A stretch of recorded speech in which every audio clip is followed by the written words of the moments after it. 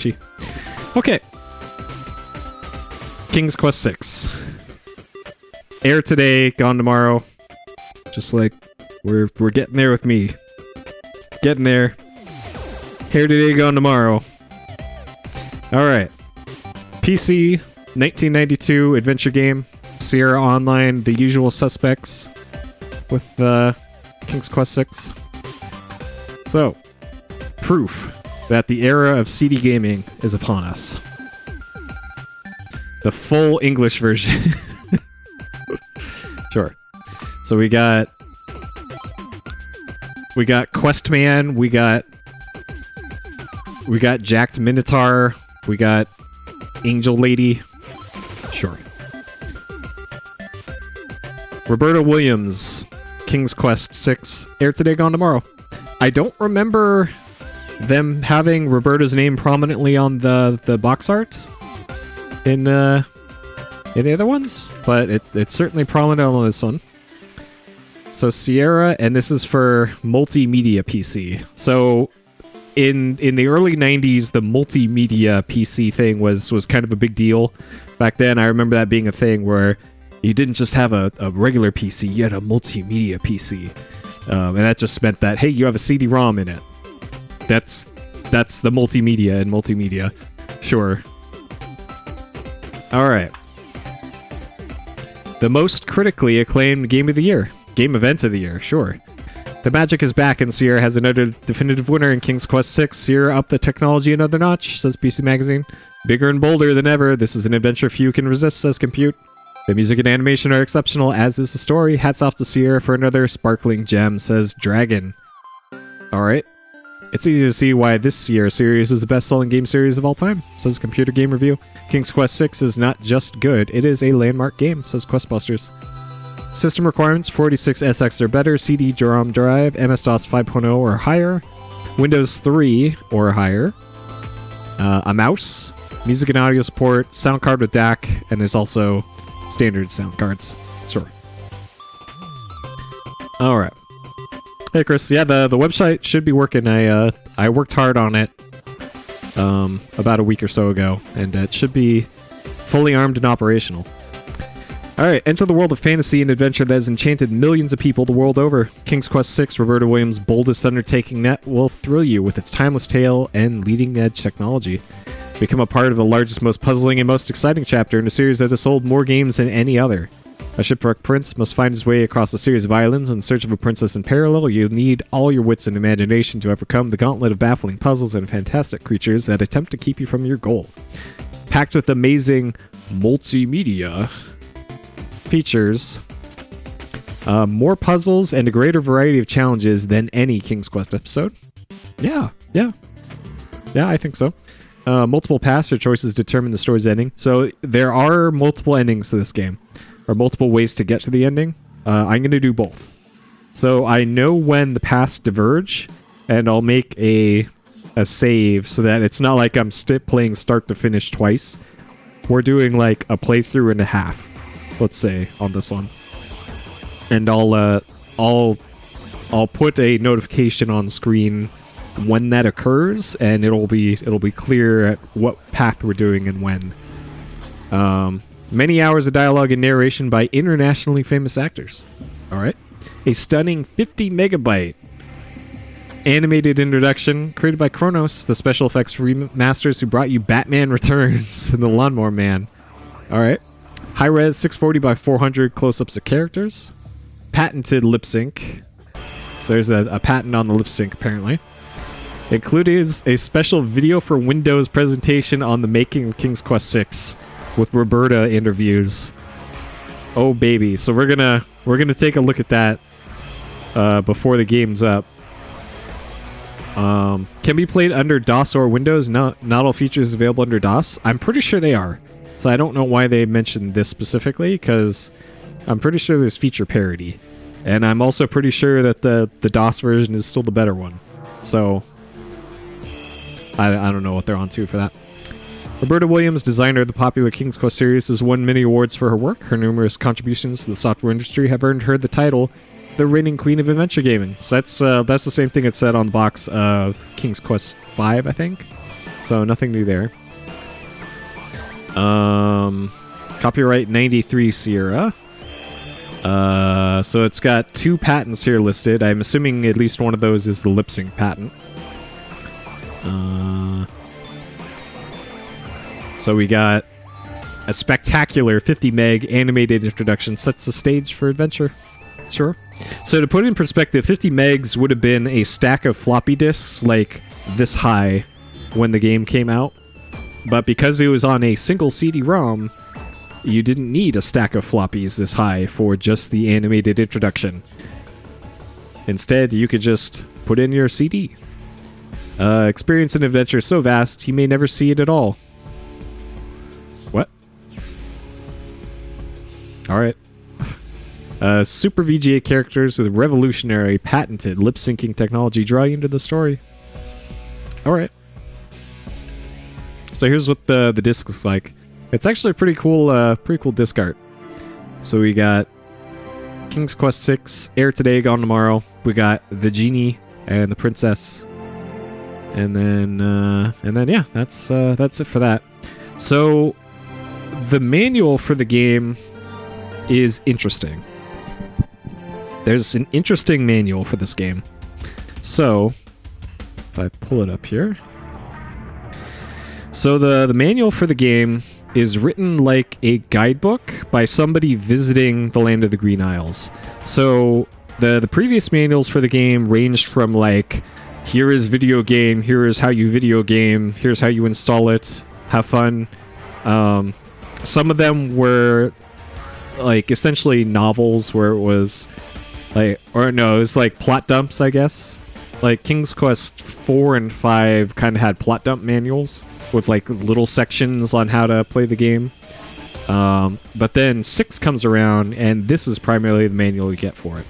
Which this is written like an actual novel. And because it's structured like this, what I'm going to do is when we get to each island in the game, we'll actually go through and read the part for it. So the forward and the Land of the Green Isles go over the entire region, but then there's specific pages here and entries for each thing. Like the Castle of the Crown is where we start the game. Isle of Wonder, Isle of Sacred Mountain, those are all visited later on in the game. So we'll kind of refer to the parts of the manual as needed. So here's how the manual is structured. So herein lies the account of my travels in that mysterious kingdom known as the Land of the Green Isles. Lest this record be put down to the fever of the imagination of a madman or fiction of a notorious liar, let me assure you, dear reader, that the Land of the Green Isles doesn't indeed exist. So yeah, off the roadside inns, off of the hills of Daventry to the Sea of Tamir. So Tamir is where King's Quest 5 took place, the last game that we played. And you might recall, at the end of King's Quest V, we saved one Princess Cassima. She was working in the kitchen of Mordak's place. And we saved her at the end of the game, and then we transported her back to the Land of the Green Isles, and also Alexander was immediately hitting on her and asked to marry her the second he saw her. So this is kind of an extension of that scene and that relationship between those two characters. Alright. So the manual's super long. We're not really gonna look through it here. So we'll refer to that when needed. Alright, so this game. So previous games in the King's Quest series that we have played on stream, we previously used this device here, which is the Roland MT32. By 1992, the Roland MT32 has actually been kind of replaced by something called the General MIDI standard.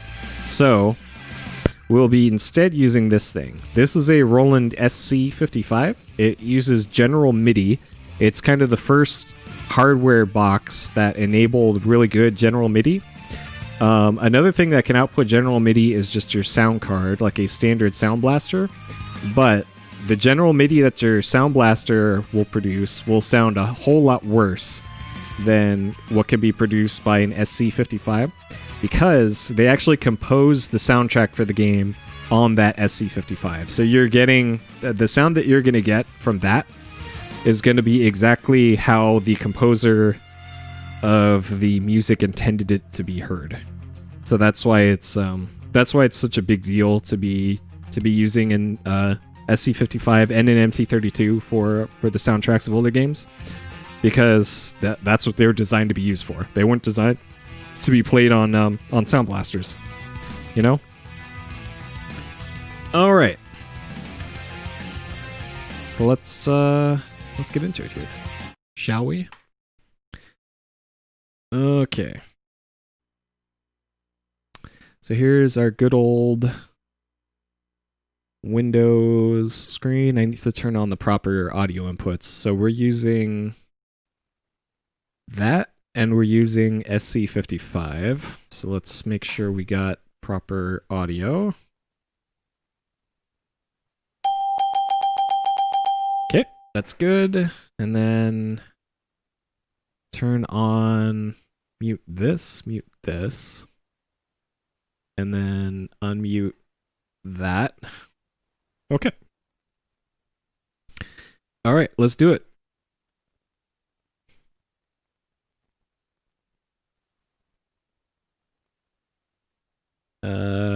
I think it's this one. And then, so let's double check our settings here before we move on. And I also need to turn off this. Okay. All right. So we're going to be using for music. So Roland MT32, like I mentioned before, is kind of the topmost choice. And if you had an MT32 back in the day, you could obviously use that. Since we have a general MIDI hardware device, we'll actually be using that. So that's what we'll be selecting. Most people at the time and later on would have been selecting the Sound Blaster / AdLib option. And probably not internal speaker, because most people at this time would have had at least a sound card. So it would have been odd for somebody to be using just the regular ass PC speaker back then. So we'll go to MIDI here. So I'm not going to have a Roland cam for this, because honestly there's not much to see on the front of an SC55. So the MT32, when you started the game, it would put up messages like Sierra Presents or Insert Buckazoid.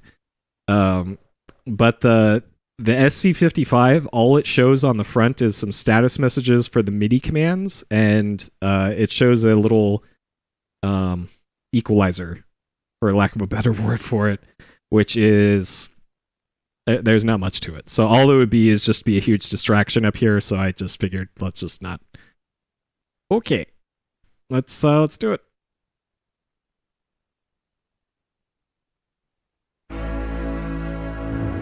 All right, so this audio is coming from the SC55.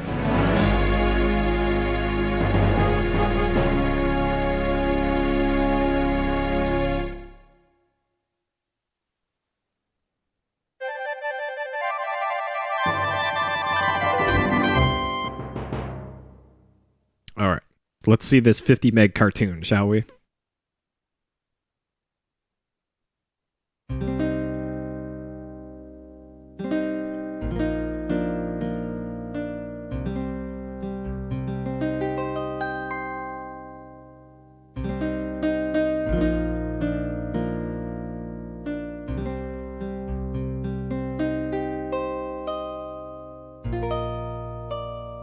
Alexander, here you are.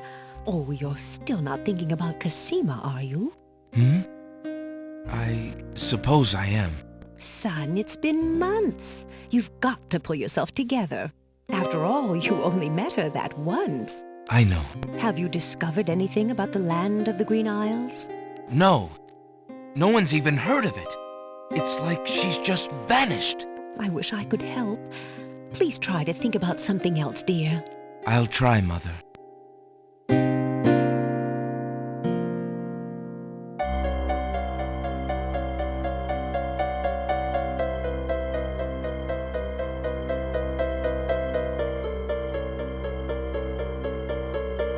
So there's only one throne in this throne room now, apparently. In all the other previous games, there was another throne there for Valenice, but I guess they're downsizing. Look at this amazing 6 FPS cutscene. God, I got to turn off my monitor. It's freaking out on me.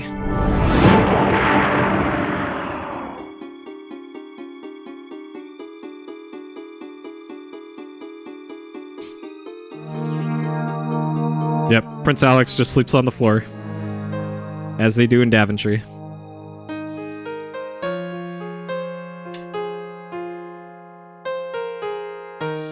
Alexander, I feel so alone. I don't know what to do. There's that patented lip sync. I wish you were here. Cosima! Wait! Mother! Mother, come quick! Come quick. At 6 FPS. Alexander, what on earth? You're white as a ghost. Mother, I saw Cosima. She was in the mirror. In the mirror? The magic mirror? Yes! And it showed me how to find her. How? The stars! I saw the stars outside her window. I can navigate by the stars. Oh, Alexander, if you really go... It will be all right, Mother. I promise.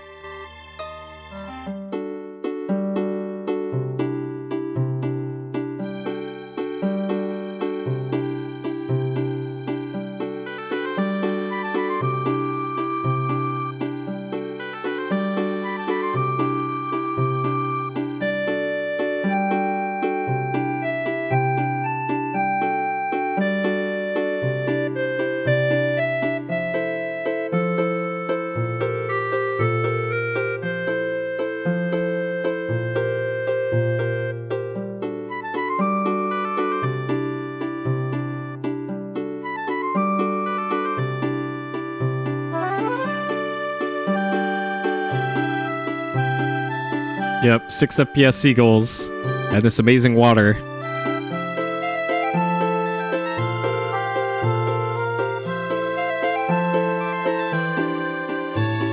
They're making the most of that, the 50 megabytes.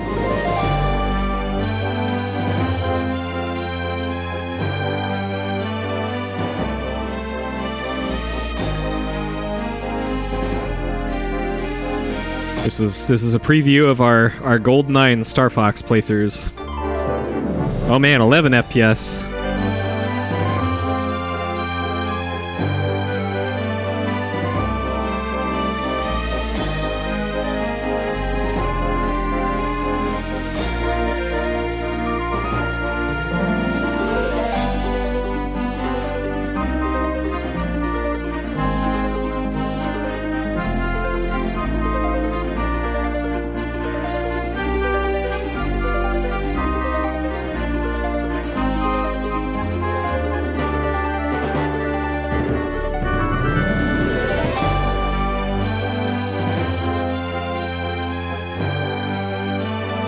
There's a land ho.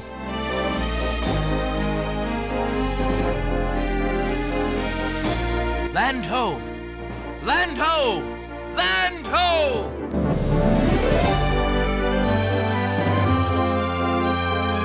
The official navy of Daventry, which is a bunch of pirates, I guess.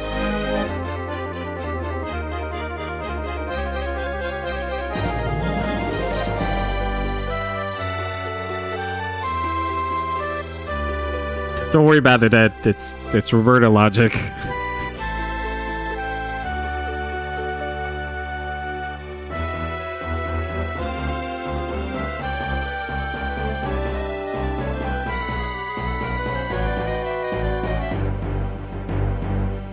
Yeah, GoldenEye and Star Fox are on the backlog. Absolutely. I'm 100% serious. I'm not joking when I say I have like 1,000 games that I want to play through that I've never played.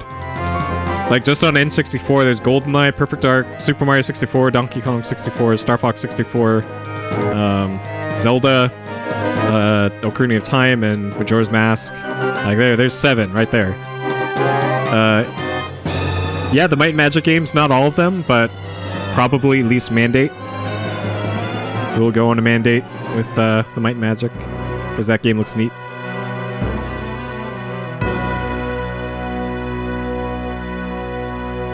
Got a list we can read anywhere? I've filled out like 40 or so in my database, but I don't really have a full list.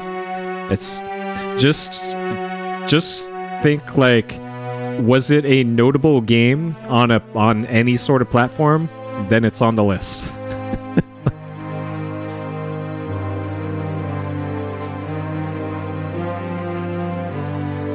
All right, they're actually showing the credits. They had all the time in the world to show credits while it was showing us those seagulls in the sea, but they chose to show the credits now. But it's probably because this is separate from the rest of the video, considering this is going at 16 FPS. Yep.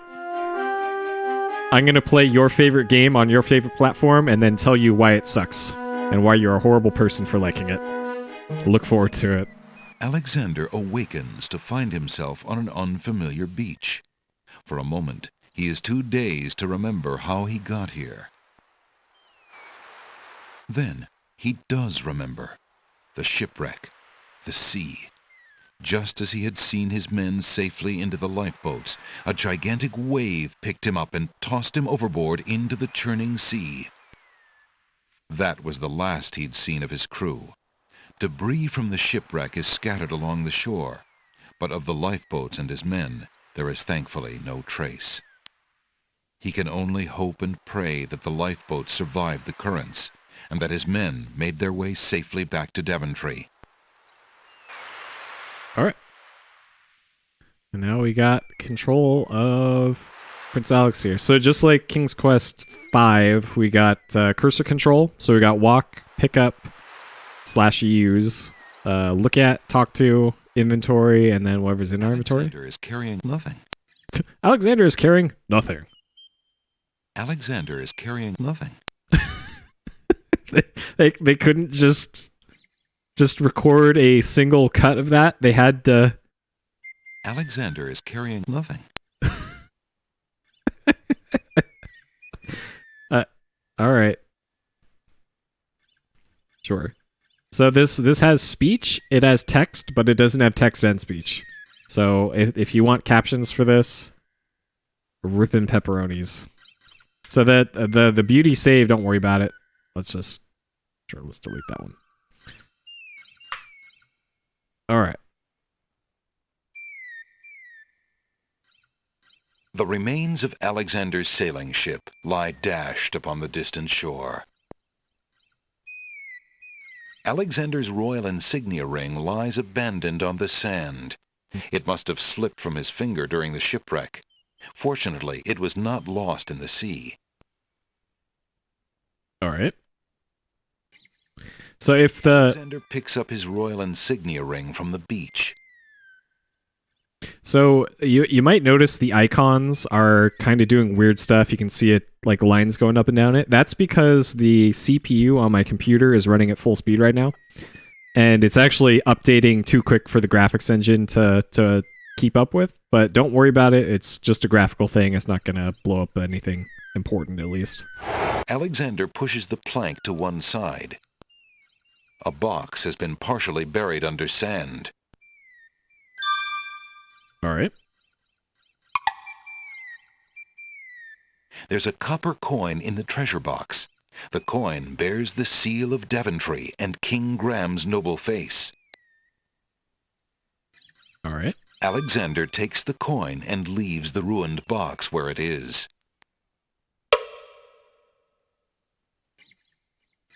All right, it's time for King's Quest tradition. The ocean is not as calm as it appears. Underwater currents tug at Alexander's legs.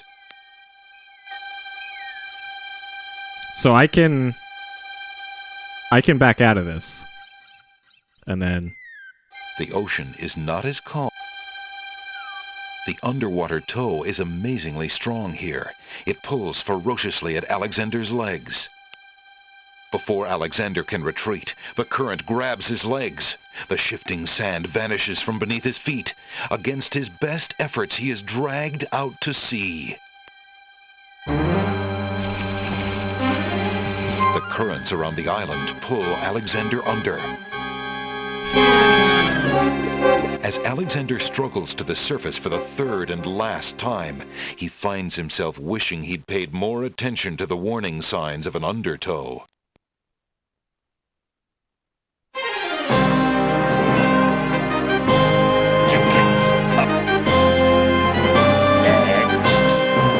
Nothing like getting swept off your feet. All right. So, yeah, they put in a ton of dialogue and text and narration for everything in this game, and it's great. All right. The island is covered with lush green plants.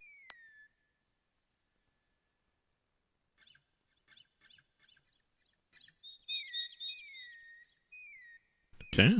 The path splits here, forming a crossroads.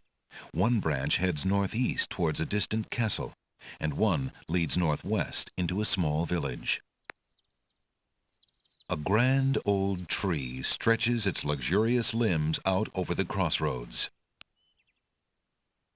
In the distance, a majestic castle shines in the sun. To the left, a small village seems to invite the weary traveler. All right. What does this game say about rocks? Rocks abound on this lush volcanic isle. Rocks abound on this All right. You can always tell the quality of a King's Quest by how they treat their rocks. That's a nice rock there in King's Quest 1.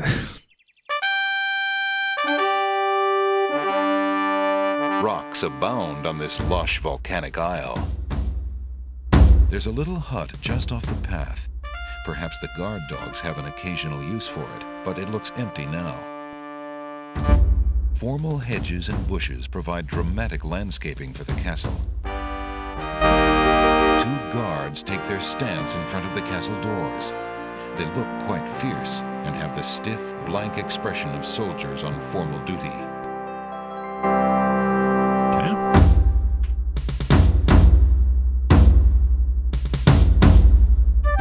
No strangers may enter the castle of the crown. The guards of the castle gate look like efficient fighters, and there are doubtless more of them inside. Alexander decides not to try to force his way in. Dang it. Alexander politely addresses the odd-looking guards at the castle doors, hoping to learn more about his predicament. Good day to you, guards. I was cast upon this island in a storm, and I'm a little confused about my location. Could you tell me what place this is and who lives in this castle?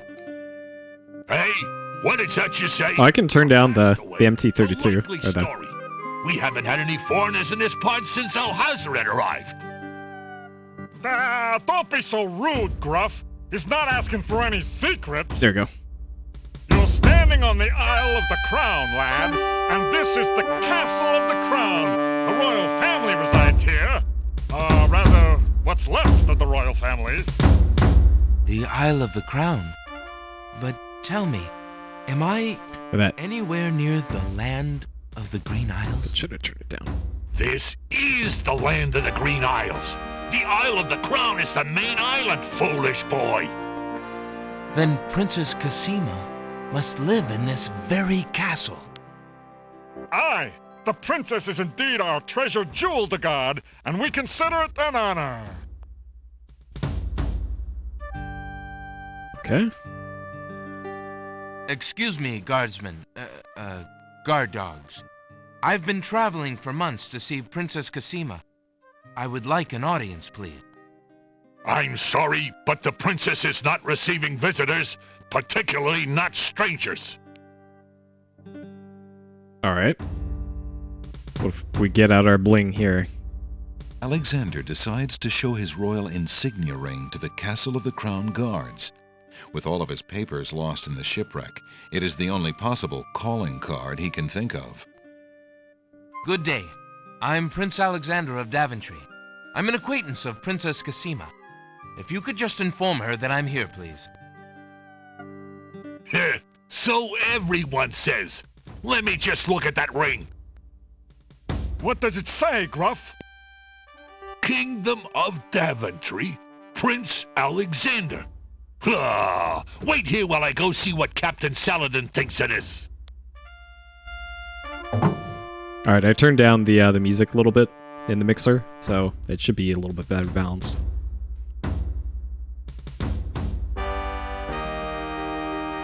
The guard returns a moment later with a majestic-looking creature.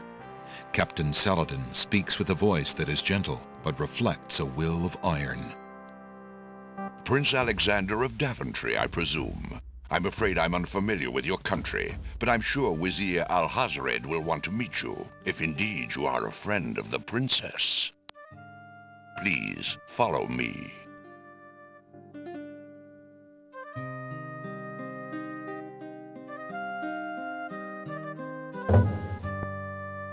Lord Alhazred, a visitor to see you. Prince Alexander of Daventry. What is it that you seek, Prince Alexander? Pardon the intrusion, my lord, but I came to see Princess Cosima. Some months ago, my father, King Graham, saved my family and I from imprisonment under an evil wizard named Mordak. The same wizard that kidnapped the princess? Exactly. When my father rescued us, he also liberated Cosima. He was also Megabyte from Reboot, yep. Then your father has my gratitude, and that of the entire kingdom. But I'm afraid I still fail to see the purpose of your visit. Well, I came to make sure that Cosima arrived safely and to pay my respects. Before we parted, she gave me an invitation to visit. I have no doubt she did exactly that at the time, Prince Alexander. However, things have greatly changed for Cosima since her ordeal in Mordak's castle. Cosima's parents both became ill and died while she was gone. Cosima is sequestered in mourning for them as befits a princess. She is not receiving visitors of any kind. Even if she were, I do not think your visit would be appropriate. You see, it is time for Cosima to take her responsibilities seriously. With her parents gone, she no longer has the luxury to be a carefree maiden. As was her parents' wish, Cosima and I are to be wed. We shall rule the kingdom together. I assure you, our marriage is all Cosima wants now.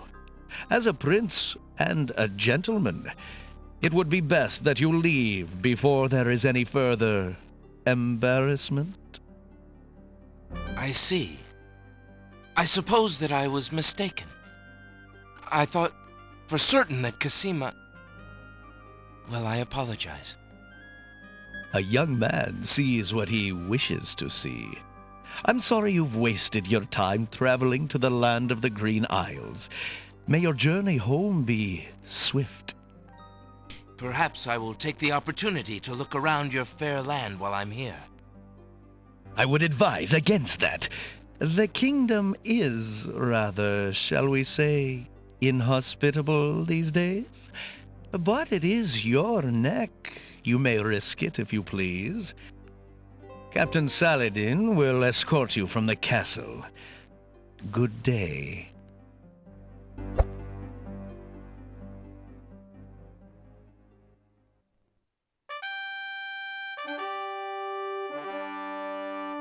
You have had your hearing with Vizier Alhazred. I trust you will respect his wishes and not return. I have been instructed not to let you into the castle again. Good day, my lord.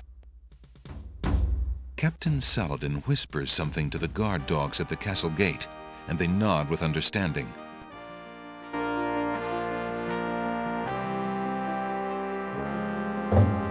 Alexander has a feeling they won't be letting him into the castle again. Well, if it's early 2000s, it might work in DXWND for a sacrifice.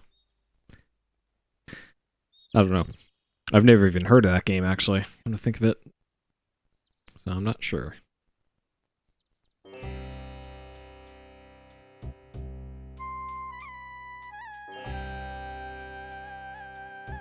An old beggar is peddling his wares in the village.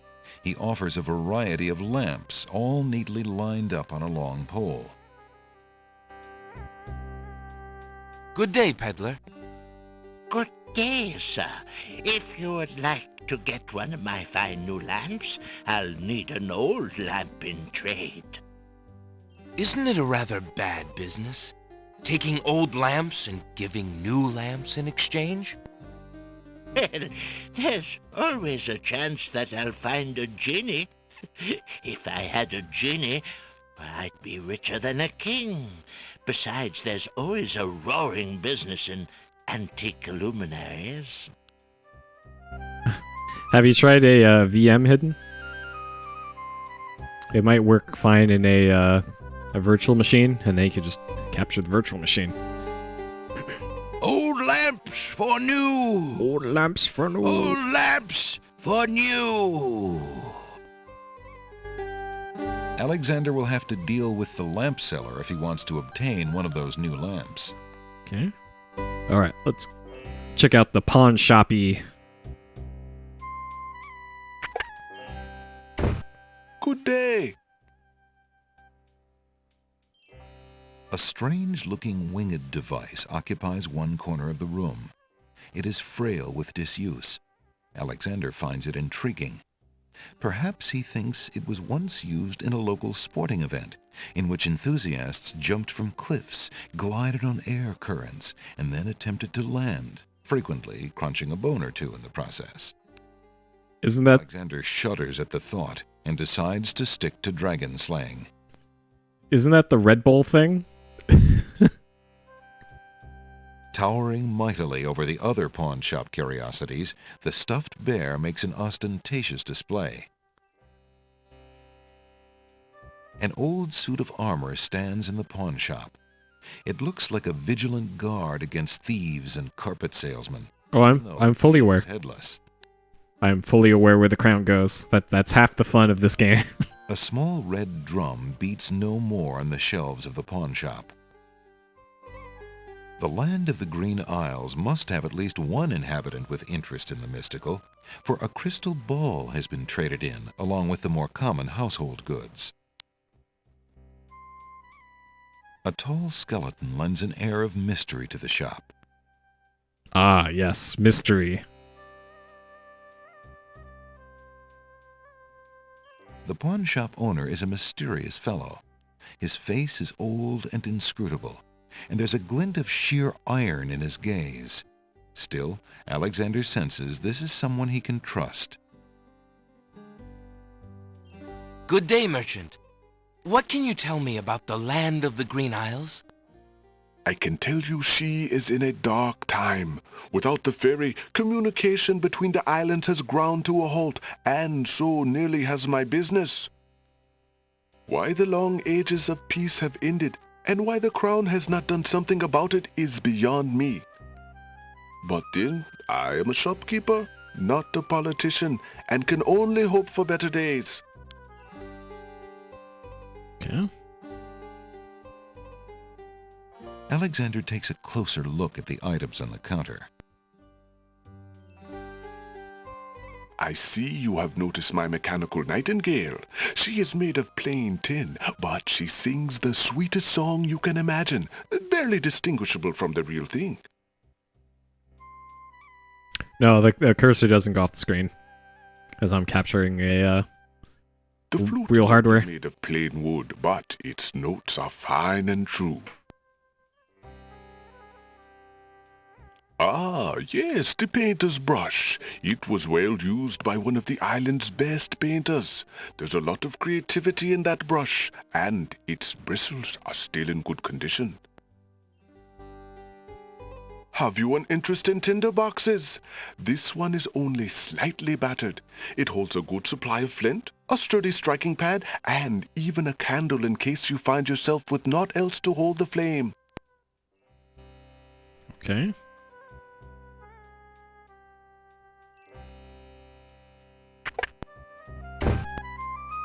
Yeah, this game is incredible. Hello. I will be right up. Now, what can I do for you? Like the art, so much better than 5. Alexander is standing in a cozy little shop. Books of every size and shape line the walls. A crackling fire in the fireplace completes the tranquil scene. A plaque bearing a merchant crest hangs over the doorway. The bookshop owner must be proud of his credentials. A collection of children's books fill those shelves. There's a small table near the door that bears a sign. The sign has undergone a number of changes.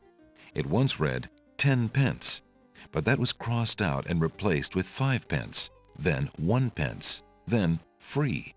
The sign currently reads, "Take one, please."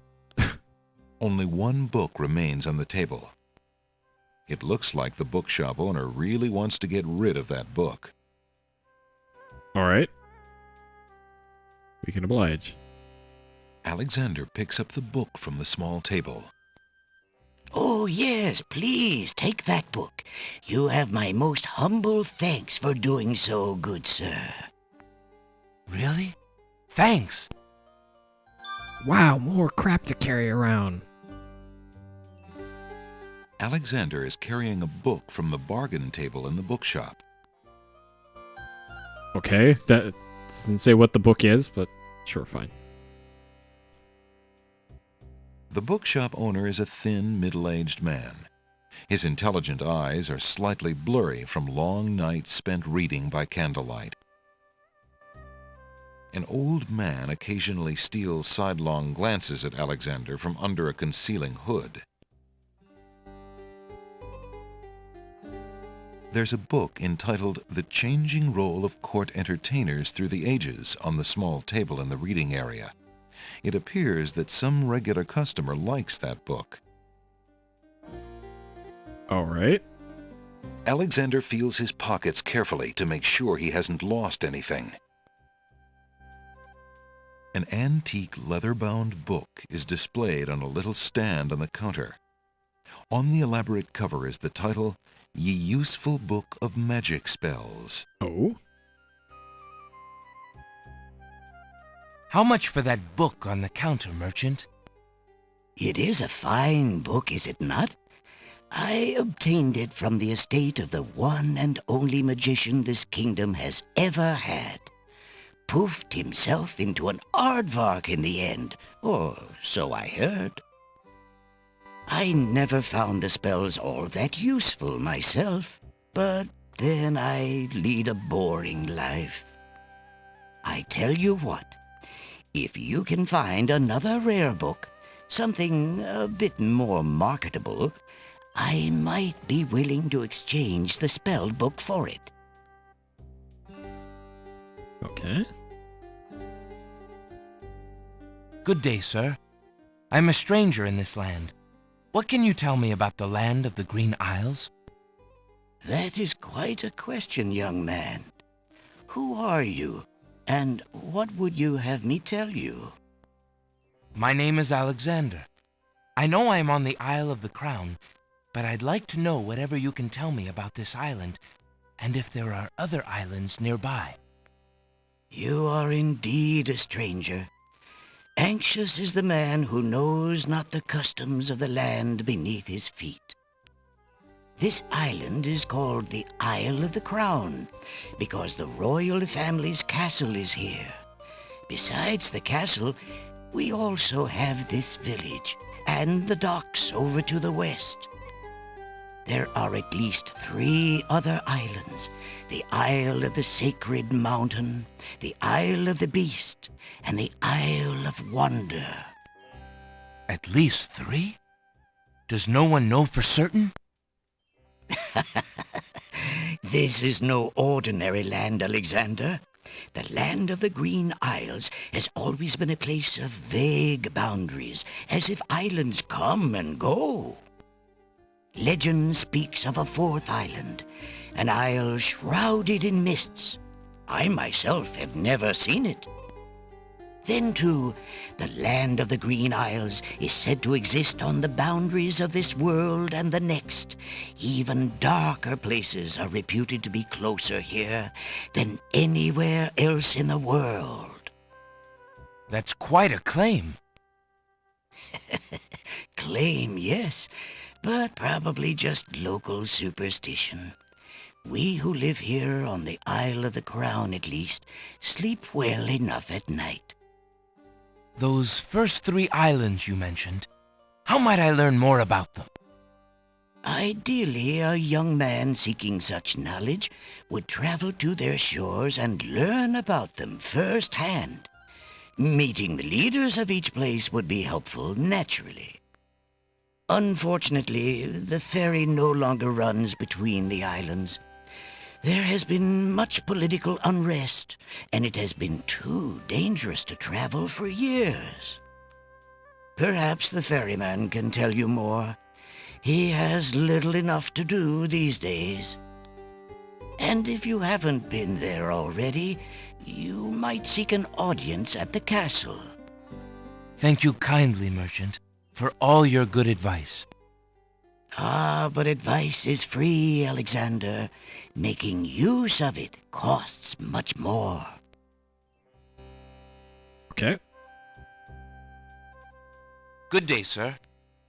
The mysterious old man just ignores Alexander. For some inexplicable reason, Alexander feels compelled to avoid this hooded old man. Alright. Pretty sure that's all we can do there. Good day again. How may I help you? Okay. Old man is gone. These shelves hold a collection of oddly titled guidebooks. Alexander notices such books as How to Become King with Little or No Rupees Down, Finding the Right Girl with the Right Dowry, and Why Good Princesses Like Bad Wizards. Volumes of poetry are on display on this bookshelf. Volumes of poetry. Assorted travelogues and biographies are arranged on these shelves. These shelves hold a selection of cookbooks. A collection of children's books fill those shelves. Alright, what about poetry? Thinking of Cosima, Alexander decides to leaf through one of the volumes of love poetry. He reads, Thy hair, thy lips, thy beauteous face, and all thy studied female grace have won for thee anon a place within this broken breast. Not bad. And another.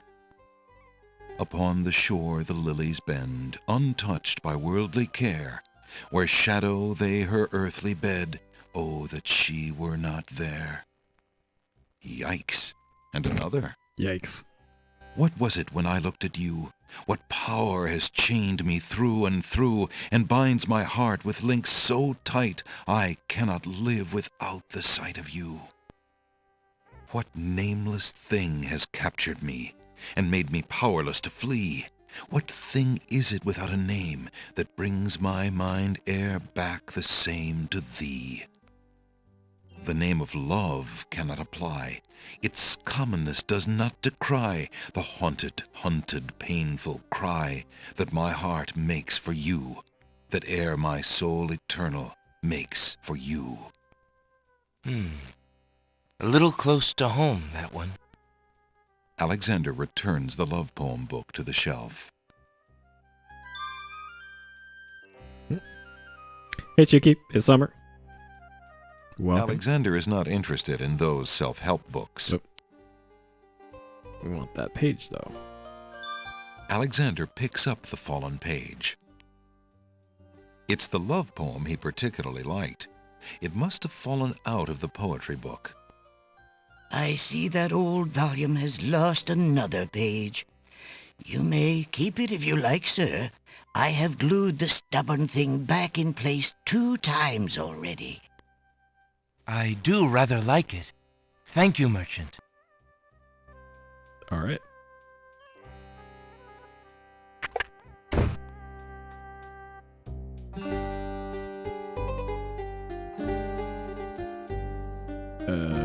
Village?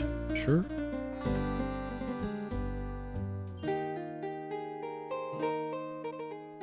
The house is made of stucco in an architectural style native to the island. It is apparently quite old since climbing vines embrace its exterior. There's a young girl in the yard. The girl is dressed in a long, plain orange robe with a thick headdress. From the appearance of her clothes and from a skittish, fearful look about her, Alexander gets the strong impression that she is a servant, or even worse, a slave. The serving girl appears to be stealing a quiet moment tending the rose bushes. Red roses beautifully cover the top of the house's fence and gate arbor.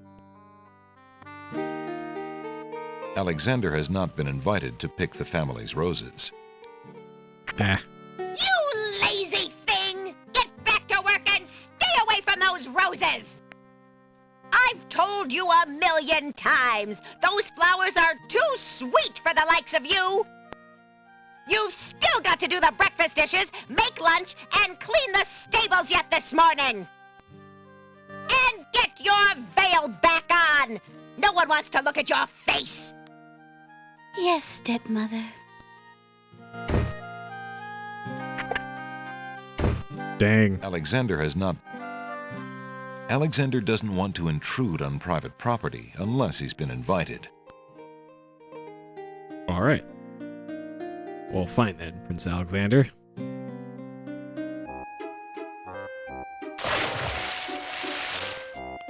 Hey, stranger, come join me. The water is wonderful, and I can show you the way to the next island.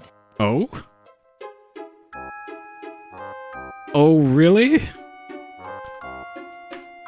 That sounds like a great deal. Come on, jump in. A little water won't hurt you. Considering the poor condition of the shore, it looks like the easiest way to get into the water is just to jump off the pier. The powerful currents grab Alexander. Oh. Struggle as he might, he feels himself being pulled out to sea. Not a very good swimmer, are you? Help me! Sorry, I think not. As his head submerges for the 3rd time, Alexander finds himself pondering the wisdom of going out on a limb for a stranger.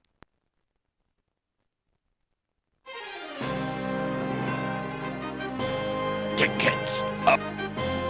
Next. Alexander couldn't handle those currents. That boy must be an unbelievably strong swimmer. Dang.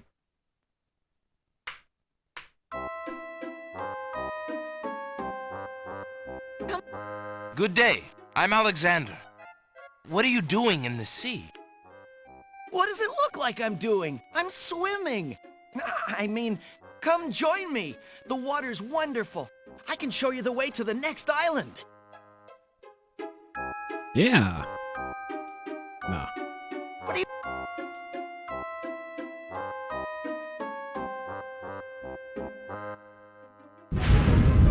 That's strange. The young boy in the water just disappeared. Oh well, perhaps he just dove under the water. Sure.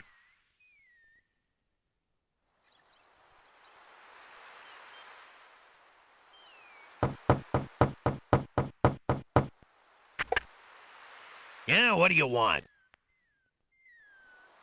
Oh man, he's got the King Graham knock. Alexander promises himself that he will not go home until he has determined what Casima's feelings are for him, and if she needs his help. I want to talk to Alexander. Excuse me. My name is Alexander. The owner of the bookshop in the village told me you might be able to help me. I hear you used to run this ferry for the islands. I'd like to talk to you if you have a moment. You say old Allie sent you? I can't see why. The ferry's not running, you know. I understand. I'd just like to talk to you about the islands if you don't mind. Well, I guess it'd be all right if Allie sent you. Well, don't just stand there. Come on inside. What is it you wanted to talk about, young man? I'm a visitor to these islands. I'd like to learn what I can about the area. So you said outside. What is it you want to know? Well, for one thing, why has the island's only ferry been dry docked? Huh. It just ain't safe to sail these days. What with the islands feuding and all. Wazir Al-Hazred ordered the ferry closed till things settled down. Me, I don't think she'll ever see water again. But why are the islands feuding?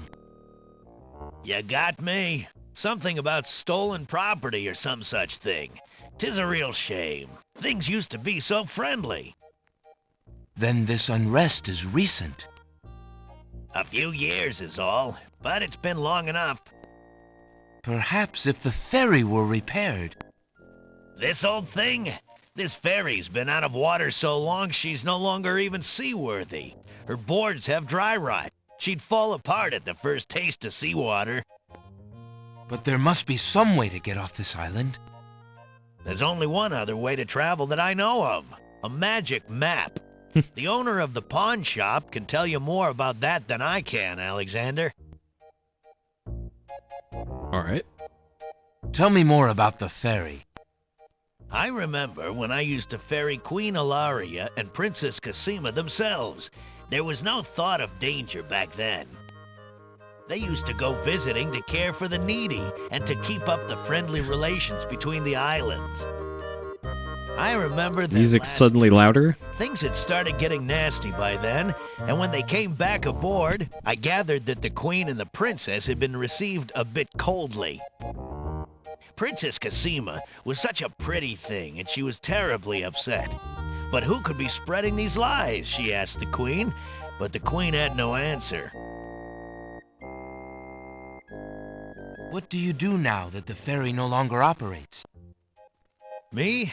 I'm out of a job. The job my ancestors have held for generations.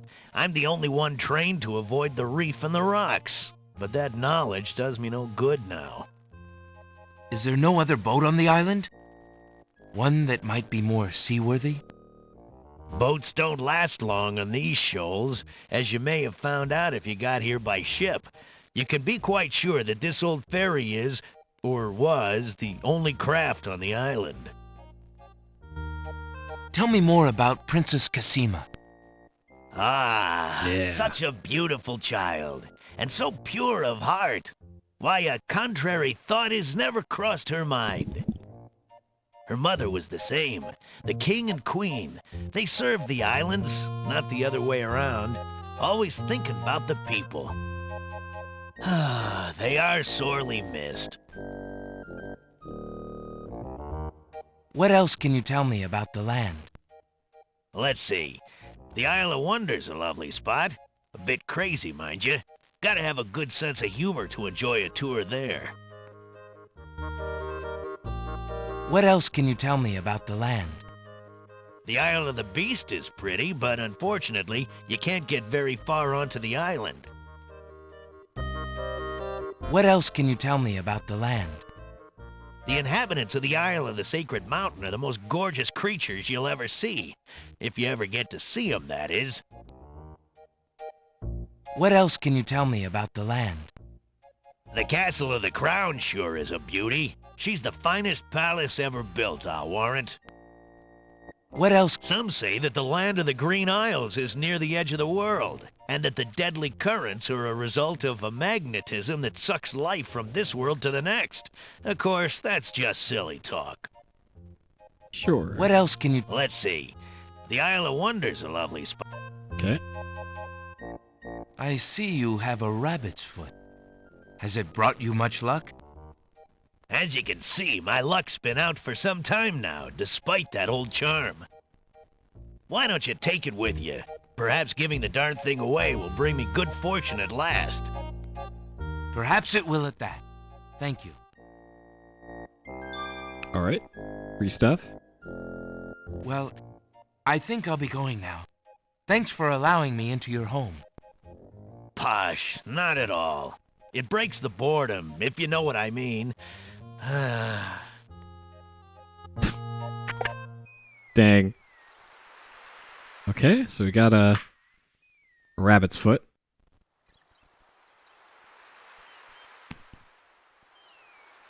No, we have money. We have precisely 1 money right now.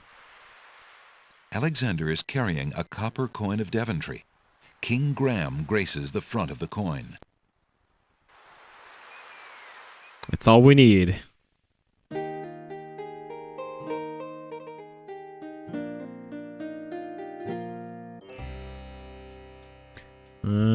Okay, so the magic map. Good day again. How may I help you? Oh, then there's this guy. An odd-looking man is reading in the stuffed chair. He wears a vest, balloon-style pants, and pointed shoes. There's something deliberately silly about the man, as though he were a performer of some sort. I assume copper is copper, right? Good day, sir. Is there anything you can tell me about the land of the Green Isles? I'm sorry, but I have no time for idle conversation. I'm too worried about the princess. Excuse me again, sir. You mentioned the princess. I told you I'm not interested in talking to strangers. Excuse me again, sir. You mentioned the princess. I told you I'm not... Alright. Clearly doesn't want to talk. Alright. How fare you, merchant? Quite well, thank you. I just finished a wonderful book on geological rock formations. Fascinating. How fare you, merchant? Sufficiently well, thank you, Alexander. My only wish is for more time to read. Well, close up the shop then. Okay, so we need a... Maybe he'll take this coin for something. Would you have anything in the price range of this coin? It bears a foreign stamp, but it's solid copper. I'm afraid not. My books are all hand-scribed and illuminated.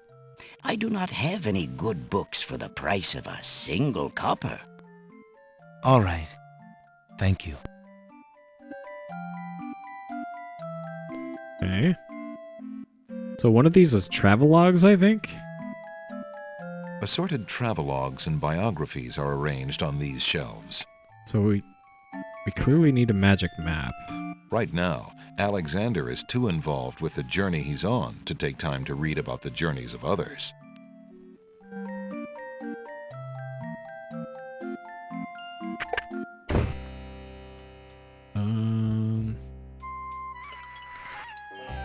Alexander examines the large pot. It's currently empty, but a few scraps in the bottom indicate that it is used as a dump site on occasion.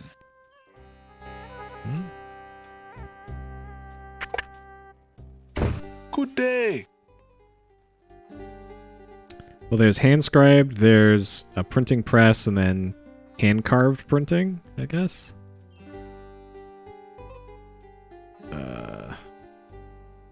Alexander is carrying a book from the bargain table in the bookshop. That's our bargain book. Alexander has a love poem from a book in the bookshop. Okay. I have this copper coin. Is it of any value to you at all? Most interesting. I have never seen a Daventry coin before, but it is copper genuine enough. I might even find a buyer who is interested in foreign currency. The items on the front counter are the only things in the store that I can let go for the price of 1 copper. You may make your choice from there. Alexander looks at the items on the counter to make his selection. Okay. So we got mechanical bird, a flute, a paintbrush, and a tinderbox. Probably the tinderbox? I believe I'll take the tinderbox. Very well. Your coin is well spent. Remember, this is a pawn shop. I am always willing to take back my own goods in trade. I'll remember. Thank you. Okay. What? So this blue thing wasn't shown on the table. An elegant little glass dish decorates the countertop. The dish is full of green mints offered for the enjoyment of the customer. All right. Are they free? Alexander takes a mint. Okay. A mysterious old man also patronizes the pawn shop. He steals sidelong glances at Alexander from under his hood. Excuse me, merchant, but the ferryman mentioned that you might have a magic map Oh, of the he's land got of it. the Green Isles. Okay. Why, as a matter of fact, I do. I keep it under the counter. It's been gathering dust so long that I nearly forgot about it. It was quite a few years ago, you see. The estate of a wealthy wizard fell into my hands when he died. It was useless magical junk mostly, which reminds me, I've still got some things of his in the back that I need to dump out. Anyway, the magic map was the one true treasure in the lot. The wizard was quite old and feeble and had enchanted the map to aid in traveling. It is said that one need only desire to be on an island depicted on the map to find oneself there. It is a very valuable map, as you can imagine. Unfortunately, no one is interested in traveling these days. It is far too dangerous with the current state of the kingdom. What would you take for the map? I would normally want something magic in return, but since I am hardly overrun with prospective buyers, I would be willing to take anything of equal value in exchange. Equal value, huh? This rabbit's foot. A free book. Probably this, though. Would you be willing to take my family ring in exchange for the magic map? Daventry, are you a king then? Yeah, sure. That's my father, King Graham. I'm just Alexander. Well, Prince Alex, she is a beautiful ring. Are you sure you can part with such a unique family heirloom? The ring does mean a lot to me. I didn't always have a family, you know. Still, it is only gold. There are more important things at stake now. Then you now own a magic map, Prince Alex. I will keep your ring out of sight for a few days. If you find anything else of great value in your travels, you can come back for your ring. I would hate to see it melted down for gold. Ah, and a warning about the map. It will only operate when you are out in the open and within sight of the sea. The limitation has something to do with the teleport spell ingredients. You might try the beach. Thank you. You are very kind, and I'll remember about the map. Sure. Suddenly, the old man in the concealing cloak sneaks past Alexander, and with a sneaky dart of his hand, steals a mint from the candy jar. The old man stuffs the mint into his mouth and wobbles unsteadily out of the pawn shop.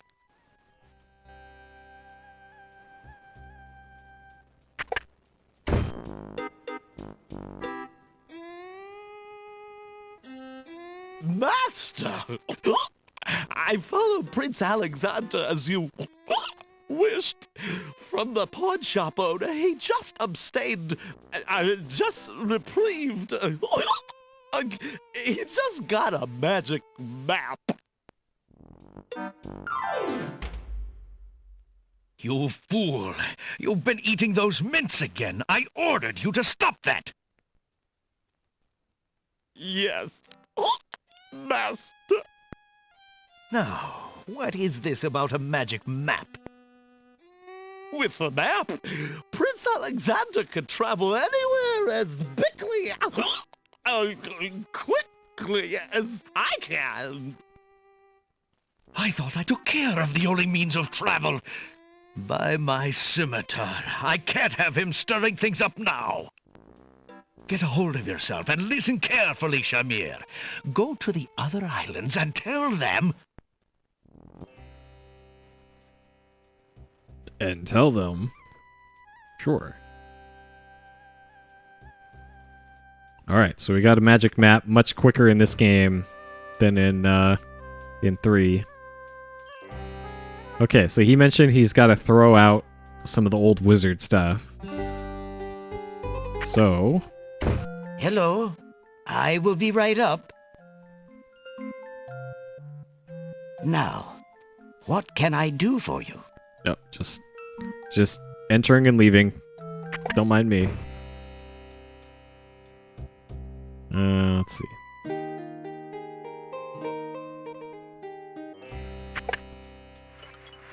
Yeah, there we go. Alright, let's dig through his garbage. Alexander sorts through the odds and ends that the pawn shop owner dumped into the pot. Magic exploding gum wrappers, a shattered crystal ball, a cracked wand, a fake thumb. What? Near the bottom, Alexander finds a little glass bottle labeled ink. It appears to be empty, but Alexander decides to take it anyway. You never know when a small bottle will come in handy. Okay. Okay. Oh. A nightingale perches on a high branch of the tree. She sings the most beautiful song Alexander has ever heard. That sounds like just a bird to me. Alright. Alright, we got our sick new map. So let's give it a spin. The magic map is made of thin leather and has lifelike drawings of the islands on its uneven surface. Alexander pulls out his magic map. Okay. So this is where we currently are, Isle of the Crown. There's Wonder, Mountain, and Beast so far. Let's, Alexander feels a strange pulling sensation. go to the big one.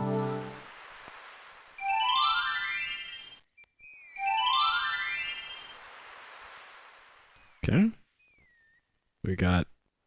Alexander takes the feather. Feather, and... Alexander picks the flower and is startled by its hideously strong skunk-like odor. For a moment, he can smell nothing else. Okay. This is... Isle of Mountain. Sure. Alright, what we got here? There appears to be something etched into the face of the cliff. Alexander decides to get closer.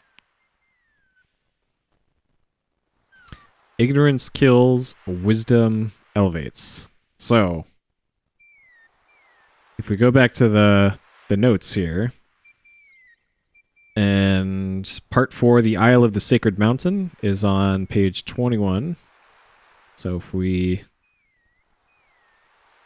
do this, so this is all hot lore here. So this is all that ancient ones, yeah. Ancient ones alphabet. And the Cliffs of Logic, which is apparently where we are. The first challenge. Only those pure of heart will be able to rise the Cliffs of Logic. So, R, I, S, and I guess any of these E's. Huge blocks of stone erupt from the granite cliffs. Yep, that was copy protection.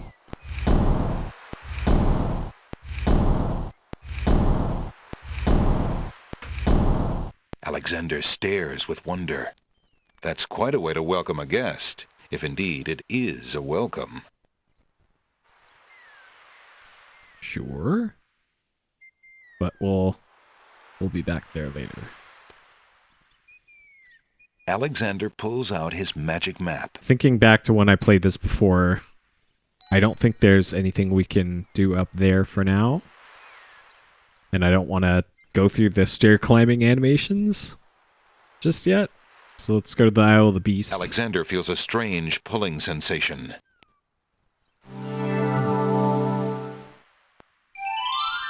Yep, no pirates allowed. So I'm pretty sure you could just call up Sierra's hint line, and they'd probably give you the solution to it either way. Okay. A little fawn is feeding on a grassy hillock near the sea. How fresh is my memory? Narrow trees abound on each side of the path. I can remember most everything. Tall, narrow trees abound on each side of the path. But there's going to be details I forget. So this is not my first playthrough of King's Quest VI. I've also used to speedrun this. The ocean is not as calm as it appears. Underwater currents tug at Alexander's legs. The underwater tow is amazingly strong here. It pulls ferociously at Alexander's legs. Before Alexander can retreat, the currents grab his legs. The shifting sand vanishes from beneath his feet. Against his best efforts, he is dragged out to sea. All right, so it's same death as around the island pull the other island. Alexander under. As Alexander struggles to the surface for the third and last time, he finds himself wishing he'd paid more attention to the warning signs of an undertow.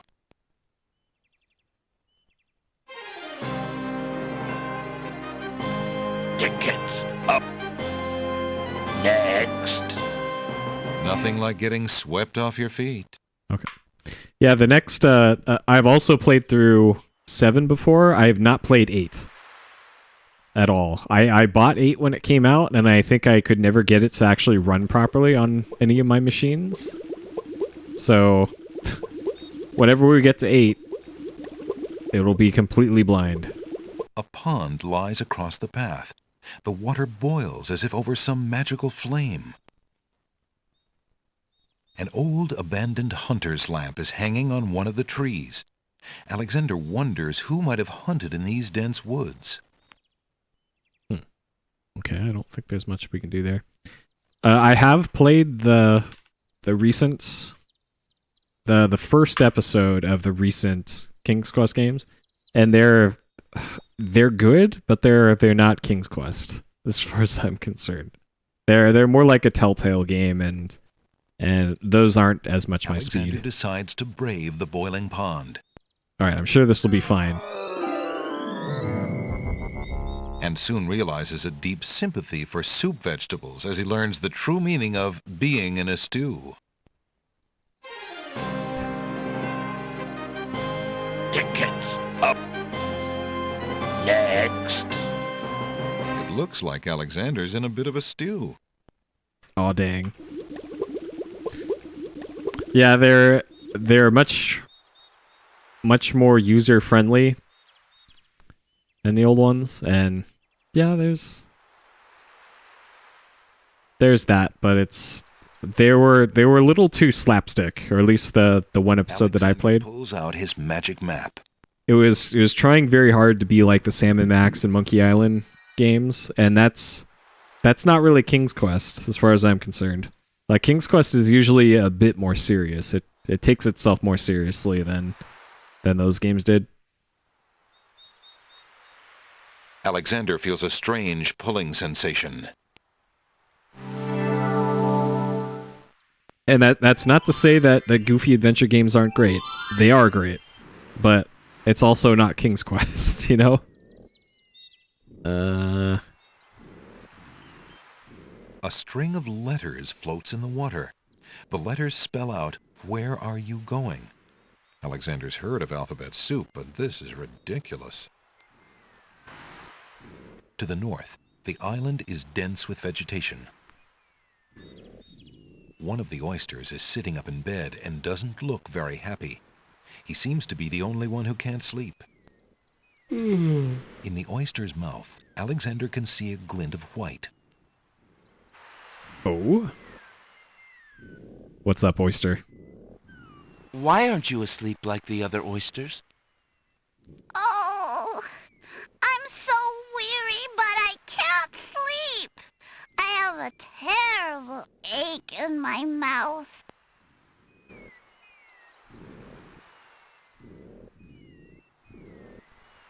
Why don't you let me see if I can help? No way! No one's looking in my mouth. I hate dentists.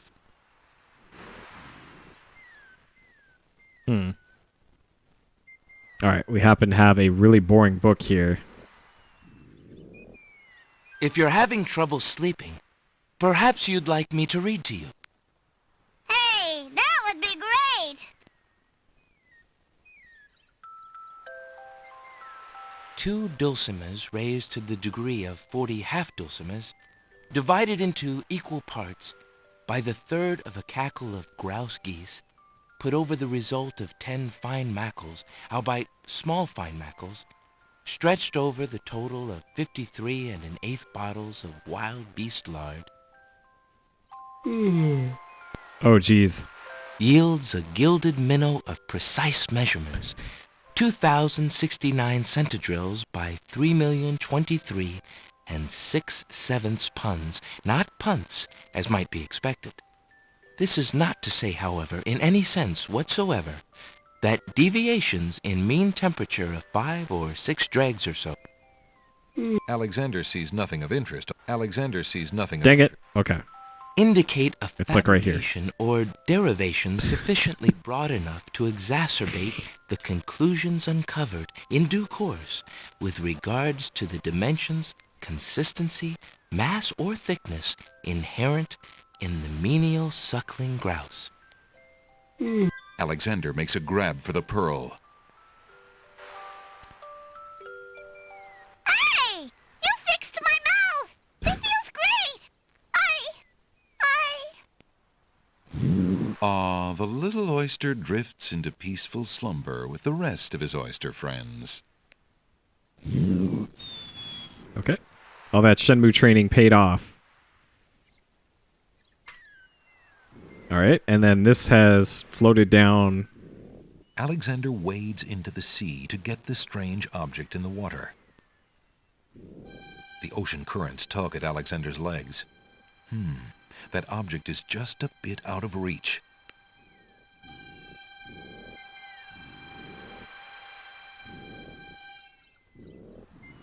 Alright, well it'll make its way here.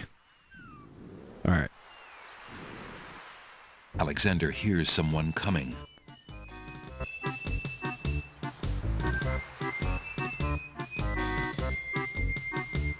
"5 fierce guards on the isle we be. Watch for a foreign man," said he, "with ears and nose, tongue, hands, and eyes.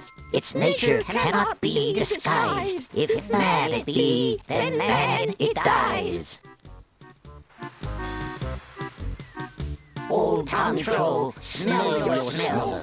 Do that which you do so well.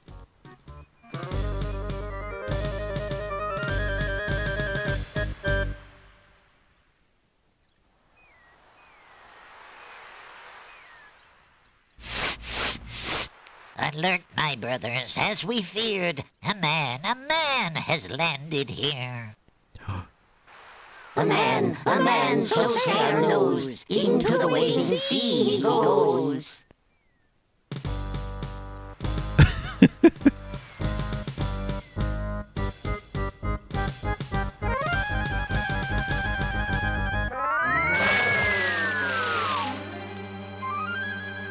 The gnomes toss Alexander too far out into the sea for him to get his footing.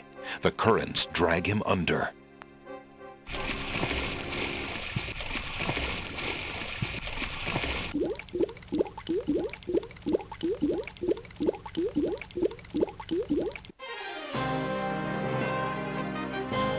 Tickets up.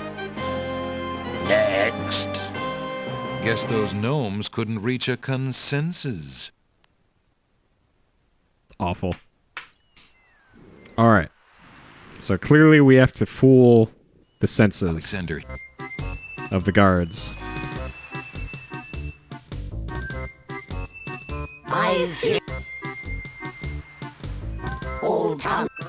Alright.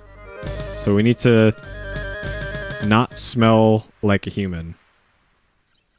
Colors of flame burst from the center of the incredibly stinky flower and drip onto its petals. The flower's appearance is as flamboyant as its smell. Alright, so we got a stinky flower.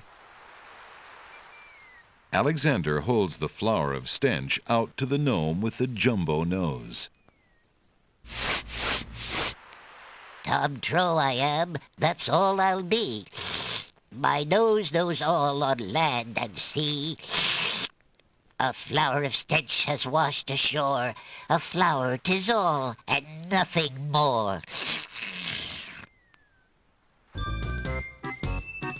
Listen, hark you, Groganor. Do your duty as you swore. With your ears, please tell us more.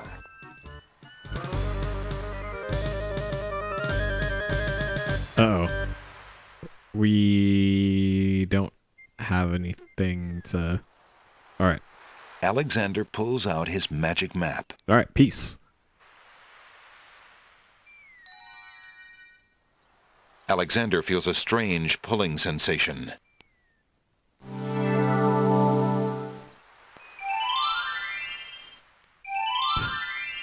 Alright, luckily we could do that. Okay, so...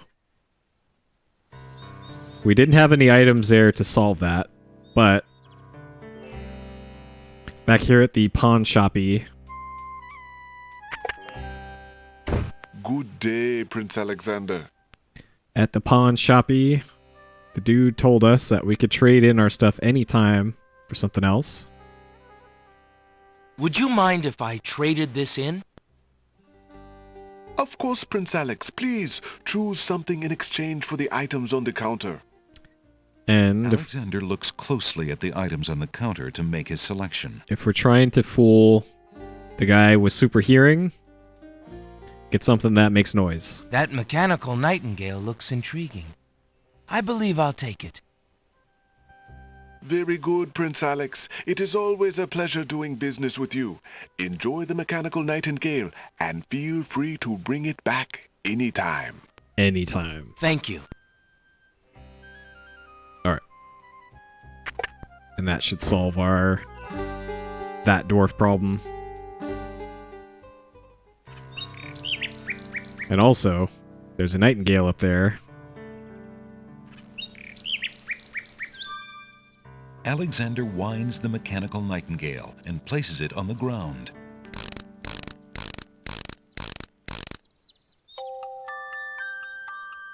Sure, that The sounds... mechanical nightingale sings a sweet, tinny tune. The real nightingale in the tree cocks her head and listens intently. The nightingale flies to a lower branch and looks at Alexander curiously, as if she were deciding that this human might not be so bad. Alright, can we grab the bird? Although the nightingale seems interested in Alexander, she would never allow him close enough to grab her. Okay. Here, take this poem. Alexander holds out the poem to the nightingale. To Alexander's surprise, the nightingale swoops down and grabs the page from his hand. The nightingale flies off towards the castle with the poem. Where might she be taking it?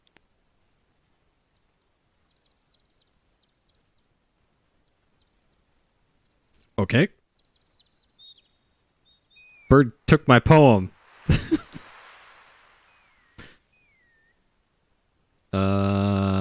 Sure. All right. Alexander. Let's solve this problem here. Hopefully the guards aren't still... Okay, good. If they were there and I die immediately, then I would have been upset. Alexander hears someone coming.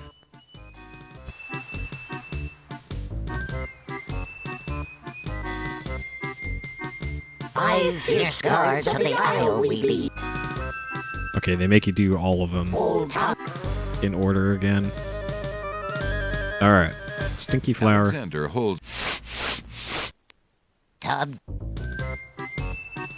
Listen, hark you, Grovenor. Do your duty as you swore. With your ears, please tell us more.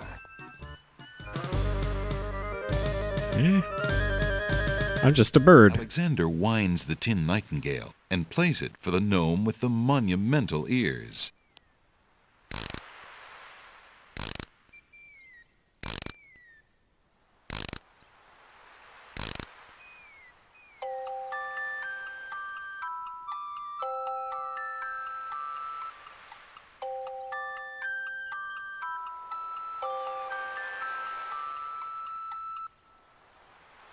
A nose is not a way to spy. My ears cannot be told a lie. A nightingale is all there be. No man is near, and so say me. Taste, Grump, that we might know whether friend or whether foe. Alright. The small green mint looks very tasty. Okay. We can't give him the stinky flower. Alexander holds the mint out for the gnome with the gigantic mouth. Grump knows a tasty treat. It matters not what others bleat. No danger is this one so sweet. Trilly dilly, use your hands. Is it beast or is it man? Alright. We are merely a rabbit. Alexander holds the rabbit foot out for the gnome with the huge hands. Be all you mad? What aileth thee? A bunny can't trill merrily. A hare does not at all taste sweet. A rabbit here is all we greet. Old Bill Batter, never fatter. Vision can resolve this matter. Look you now and end this chatter. They could have just started with vision. Alexander pours the contents of the empty-looking ink bottle over himself. By all that's beauteous, fair, and sightly, 4 morons do I sleep with nightly. There's nothing there at all, I say. Enough of this. Let's now away.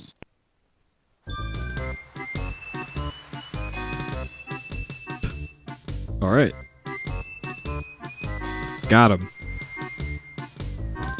Alexander did it! He's fooled the guards! Alexander picks up the object floating in the water. It appears to be a string of letters. They say, "Where are you going?" Alexander decides to keep the odd sentence, even though it is incomplete. Sure. Where? Alexander is carrying, oddly enough, a sentence. It says, "Where are you going?" Okay.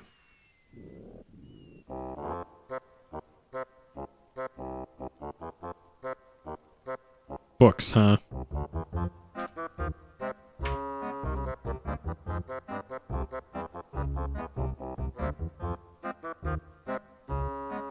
Piles of stacked books, looking ready to topple at any moment, have been arranged haphazardly on the sandy ground. The tail end of this island is a riotous scramble of books, sand, and a spider's web.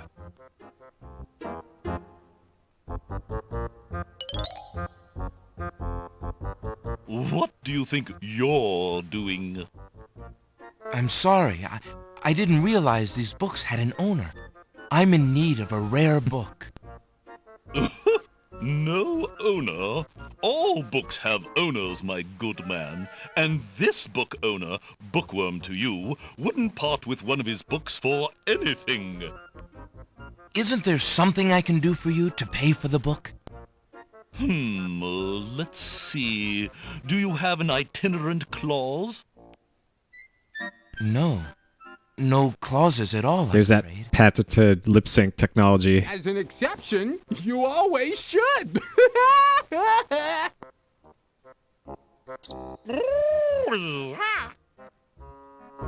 Don't mind oxymoron and diphthong. They're fairly limited grammatical principles, you know. Let's see. A marsh pig that does Texas? No. I'm afraid not. A dangling participle? I'm fresh out. A purple fiddle whacker? No, I don't think so. Sorry. An idiosyncrasy, perhaps? Afraid not. Ha! Then what good are you? All right. Good talk.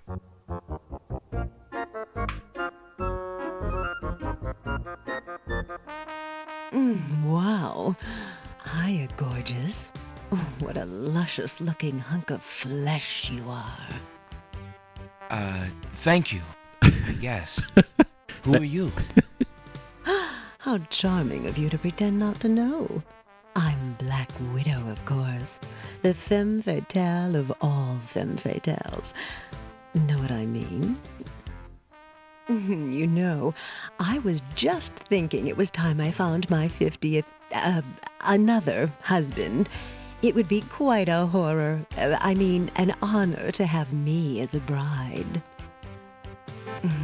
Just look at my beautiful weaving. It's so light, so delicate. You'll never want to leave my little nest. It is a lovely web, but my heart is elsewhere, I'm afraid. Oh, drat! The loss is yours. I'm sure you'll change your mind once you consider the advantages.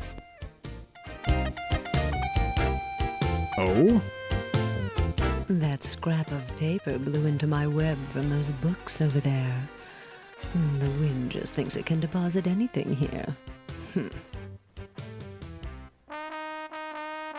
Alexander reaches out to grab the scrap of parchment. After my goods, are you? What a greedy little man you are. Alexander feels the sharp prick of the Black Widow's teeth. Then, a strange burning sensation.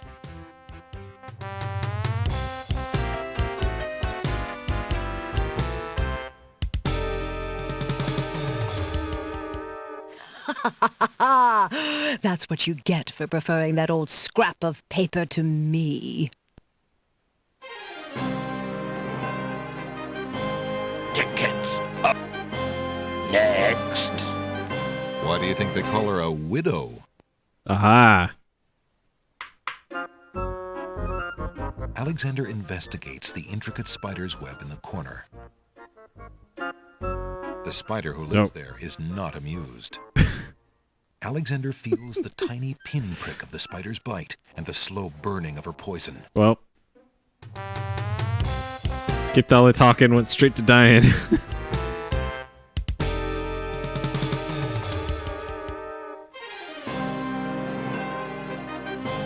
Tickets up. Next.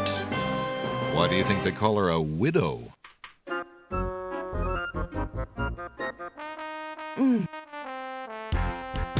Alexander reaches out to touch the Black Widow. Ah, how sweet the matrimony. I knew you'd change your mind. Alexander feels the sharp prick of the Black Widow's teeth. Then, a strange burning sensation. Does that answer your question, Ed? Same deal. Ah, a widow again.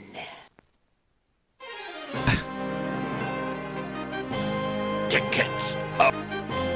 Next. Why do you think they call her a widow?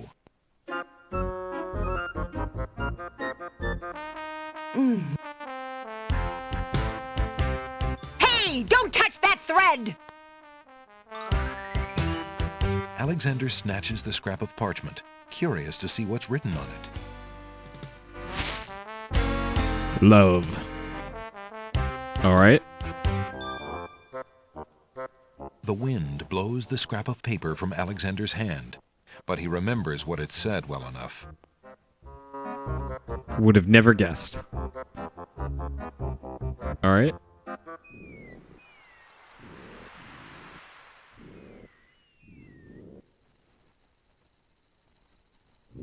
Oh man, this screen. I remember this. A mushy swamp lies just off the path. It doesn't look like very good swimming. A stick is stuck in the middle of the swamp. A mushy swamp lies just... The fallen log has a good-sized knot or bump. A large tree stretches knotted limbs out over the swamp. Part of the tree's trunk is shaped like the face of a dog. Why, it must be a dogwood tree. Milkweed thrives near the mucky swamp. Small bottles filled with milk grow on it like fruit.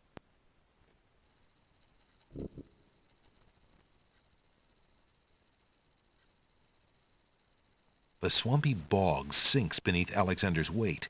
He feels himself being sucked slowly but firmly down into the muck.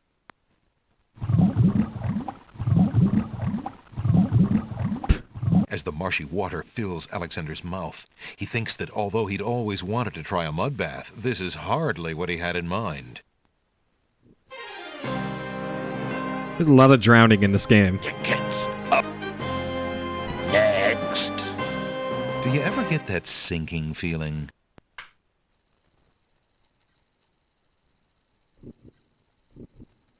Alexander takes a bottle of milk from the milkweed bush.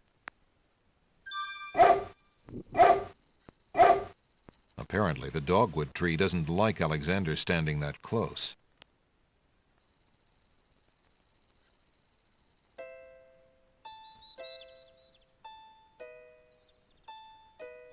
Alexander takes a close look at the tomato in the ground. It appears to be darker than those on the vines. What are you staring at there, boy? Go away, you rootless thing, you! Yeah. Yep, that tomato is definitely rotten. All right. Hey, what do you think you're doing there? Get your hands off me! Hey! Alexander picks up rotten tomato and puts him away. One never knows when one will need a rotten tomato. Unless Alexander is mistaken, those plants must be baby's tears. Is that lettuce growing in the garden? It looks a little chilled. Why, it must be iceberg lettuce. Ah. There appears to be a hole in the garden wall. Through the hole in the wall, Alexander sees a land that resembles a giant chessboard. Wow, it really is a hole in the wall. Zounds, those wallflowers sure are shy, and the snapdragons are awfully protective of them. Alexander can't even get close to the wallflowers without causing quite a stir.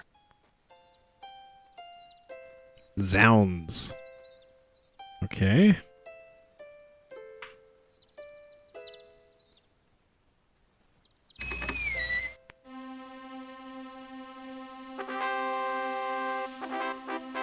Alexander is standing at the edge of a strange land with rolling checkered hills. 2 chessboard knights stand before the marble entrance, guarding a path which wanders like a ribbon into the velvety hills.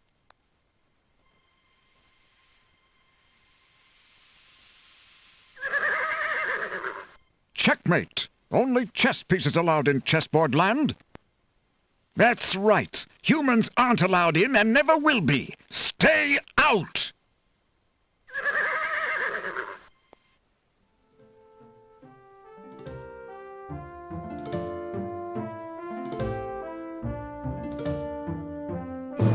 I must insist, Your Highness. I shall send a lump of coal to the Vizier and the Princess as a present for their wedding, and that's the end of it. And I suppose you'll leave me with only this stupid spoiled egg to send, Your Highness. I want to impress the new king and queen of the realm as much as you do. As queen of this island, I have every right to that lump of coal. Who isn't queen of this isle? The lump of coal is in my possession. Therefore, I shall do as I please with it. Besides, there's nothing wrong with that spoiled egg. The egg, though delightfully spoiled, is not nearly so valuable as the lump of coal, and you know it. Your Highness always got to carry the singing stone. It's not fair that you get the coal, too. That doesn't count. The singing stone was stolen by that horrid beast. I should get to keep the coal just because my stone was stolen. It wasn't your stone. It belonged to the Isle of Wonder treasury. Your Highness always thinks that everything is hers. Excuse me, my good man, but could you settle an argument for us? Which of us should get to carry the coal and which the egg? Remember, white is the color of deserving truth and virtue. Quiet, Your Highness, and let him make up his own mind. I, for one, shall be more proper, and not even mention the fact that red is the color of love. All right, Lady Hidden, have a good night. I'm sorry, Your Majesties. I'm partial to both red and white, but I'm afraid that I don't know how to solve your problem. One of you will just have to be gracious and allow the other the lump of coal. What a ridiculously stupid idea. Quite ludicrous. He was a lot of help, wasn't he? Oh, yes. Obviously a man of high intelligence. All right. The lump of coal goes much better with my gown anyway. Black and red are imperial colors. That's the silliest thing I ever heard. Red does not go with anything, being much too self-conscious. White is the perfect accompaniment to any color. Definitely. The Red Queen has dropped her scarf on the steps. All right. Don't mind me. Just Alexander picks up the Red Queen's scarf. all right. And the guards don't mind. Okay, sure.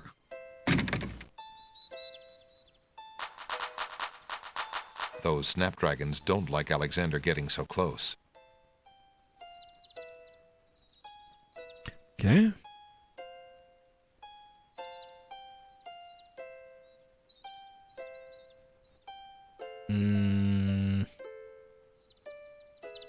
So I think I can... Alexander picks a head of iceberg lettuce. Ye gads! Is that cold? Gad. Okay, so the iceberg lettuce is on a timer in our inventory. Alexander is carrying a full head of a queer-looking lettuce made of ice. The lettuce is rapidly melting. So it's melting. Alexander pulls out his magic map. So, where would a giant block of ice be useful? Alexander feels a strange pulling sensation. I think it's screens. Alright, there's this thing, but we're not going to worry about that for now. We have business to take care of here. Hoping to cool down the boiling pond, Alexander throws in a head of iceberg lettuce. The pond's water slowly stops boiling, cooled by the ice. It still looks hot, but bearable. Alright. Alexander decides to brave the steaming pond. Ouch! Ow! Ooh, ooh, ooh, ouch! The pond is no longer boiling, but it's hardly bathwater. Alexander takes the old hunter's lamp from the tree. Alright. Relamp. Alright, let's see what's a little bit further in. As Alexander continues down the path, he gets the strange feeling that he's being watched. Come on over here and see what I'm doing with these flowers. Never mind that stone fella on top of the gate. He won't hurt you any. He's just there to scare you. Ah, I see.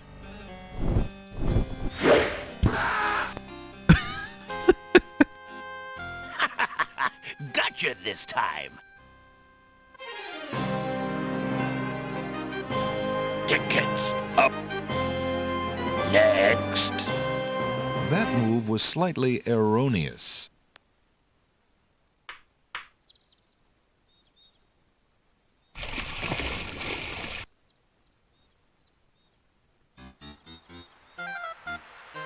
There's an odd little creature dangling from that tree branch. Hello, friend. Aren't you an odd-looking little fellow? I'm not. Odd-looking you are. Oh, I'm sorry. I didn't realize you could speak. Speak not. Funny is, speech I am and nothing but. You speak strangely, friend. Strange, my speech is not. Eloquence I speak with. But who are you? And why are you here? Away I fly my home from. Lost I am therefore. As my name too, can you guess not? It's what I do this branch with, and the way I speak of. If you're lost, perhaps I can take you home. Take me home too? Think not I do. Know you I do not. Won't you come down? Come down? Why for? Know you I do not. Alright. Alexander is carrying, oddly enough, a sentence. It says, "Where are you going?"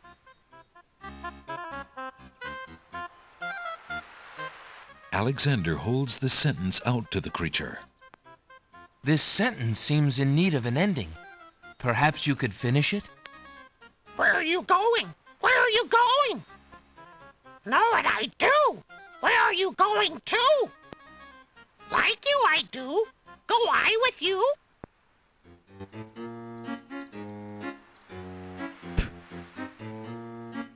Well, that was certainly interesting. It looks like Alexander now has a passenger. Sure. Okay. One end of the creature resembles a miniature dragon, while the other looks like a possum. What a strange-looking fellow. Take me home to. Where were you born? A barn? It's a pigsty back here. Yeah, all this stuff you got. What do you want to carry all this trash around for?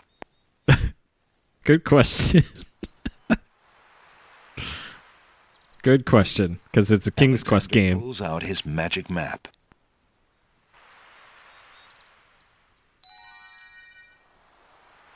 Alexander feels a strange pulling sensation.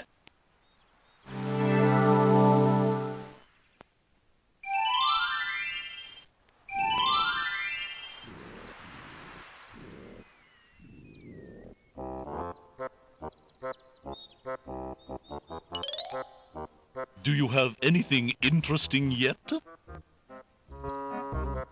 A regular abnormality? Let me see what I have.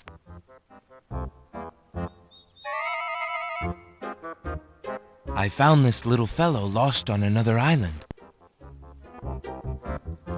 Coming home I am too. There you are, you naughty boy. I told you not to leave the island. Glad I am seeing you too. A most solemn celebration.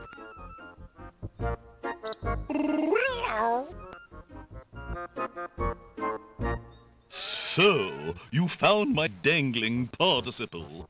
I suppose I'll have to give you something. Let's see now. Was it a rare book you wanted? Yes, sir. Well, then none of these will do. They've been sitting in the sun far too long and must be well cooked by now. This one is far more rare.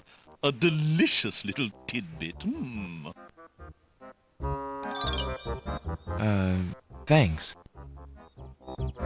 Yep. It was a dangling participle. King's Quest 6, boys. So writing much better than in 5. And so far, top tier writing. Alexander pulls out his magic map.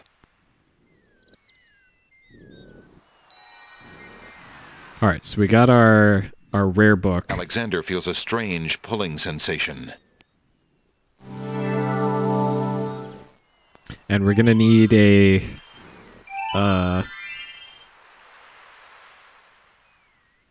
to change out our pawn shop stuff.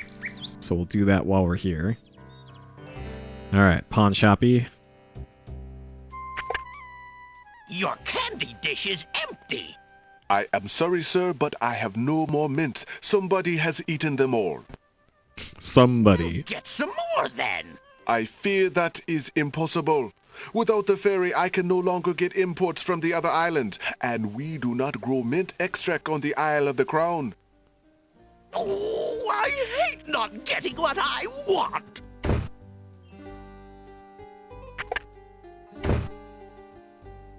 Alright.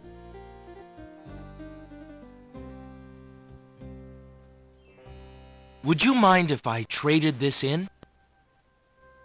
Of course, Prince Alex. Please choose something in exchange for the items on the counter.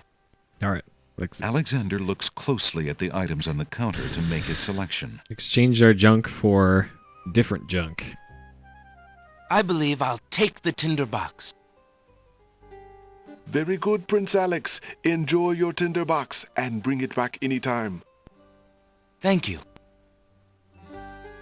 Alright. Actually, If Alexander wants anything from the pawn shop, I don't suppose I can get another mint. the mint dish is empty. Okay. It looks the same as it was before, but okay.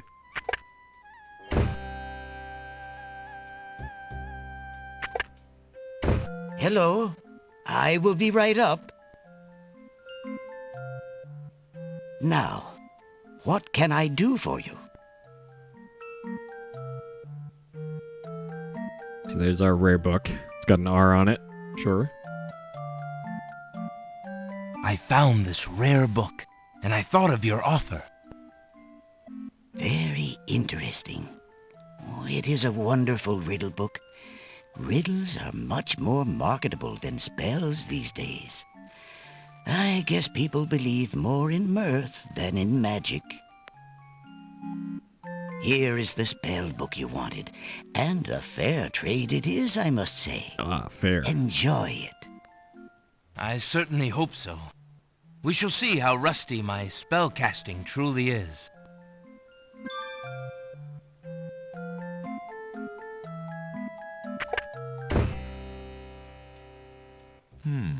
Alexander doesn't remember that sign being on the wall before. He decides to take a closer look. It's a proclamation.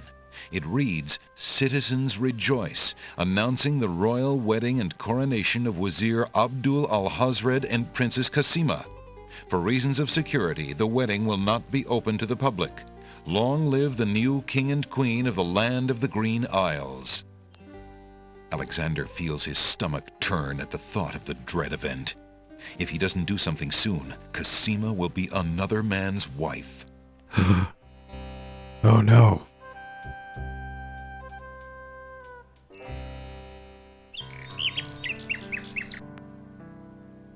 Yep, we can turn into a rabbit and then a rain cloud. We don't have a wand though, so I don't think we can. Alexander is carrying a book from the bookshop. The cover says, Ye Old Spell Book. Ah. Ye oldie spell book. Magic paint spell. Okay. Magic paint, black as ink, bring to life what I think, make it real, what I draw, according to this spoken law. Alright, we don't want to cast that. We want to...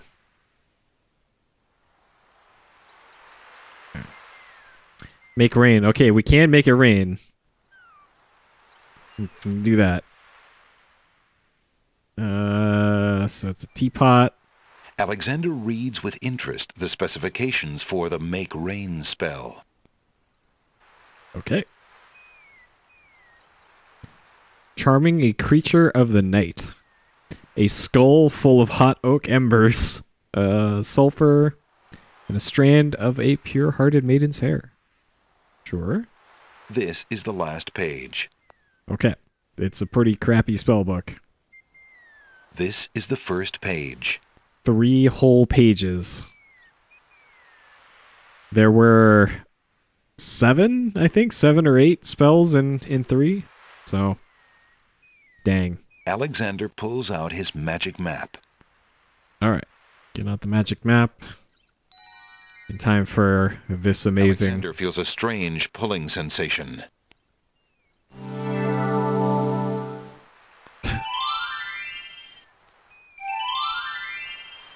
Sure, 6 pages. Alright. Logic Cliffs. Alright, get ready for this incredible... The steps cannot be moved any further backwards or forwards. Whoa, wait a minute. So you have to put the middle of the foot icon. Whoa, wait a minute. And you have to wait until he's finished doing his dumb animation. Whoa, wait a minute. Whoa, wait a minute.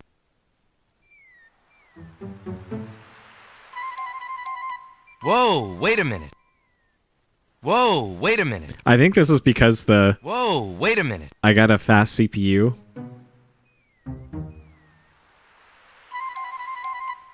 Whoa, wait a minute. Whoa. Wait a minute. I don't remember it doing this when I used to speedrun this. Alright.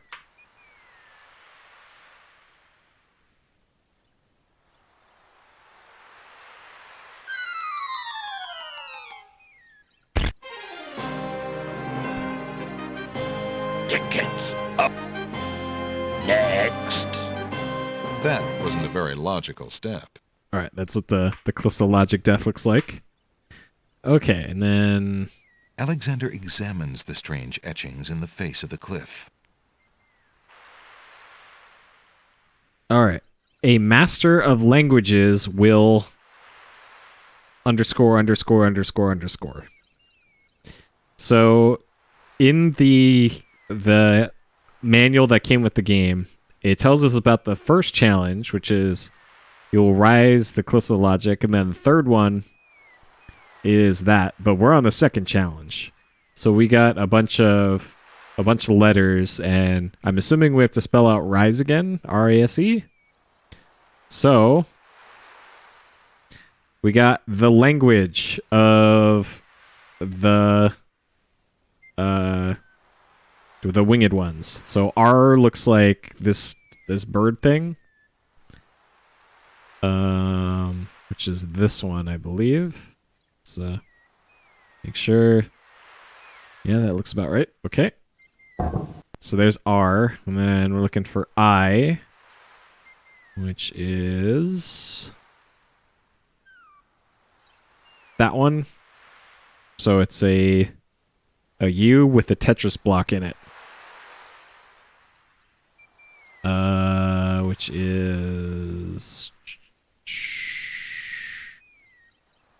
this one. Okay. S is, it looks like sideways person. This symbol represents happiness, the dog, the color pink, and marble.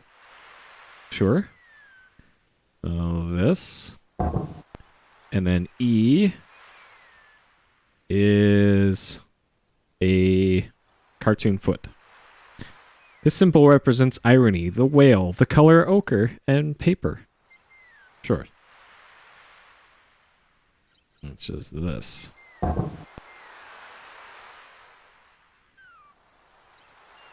Nothing happens. Nothing happens. Alexander examines the strange etchings in the face of the cliff.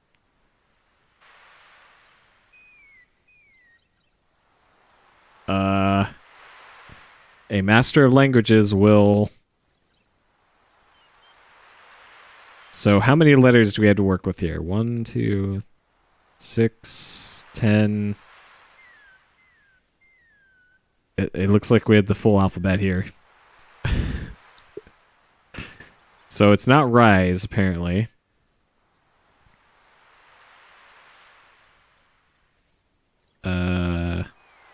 Will talk? Master languages will talk? Alright, let's go back to the manual here.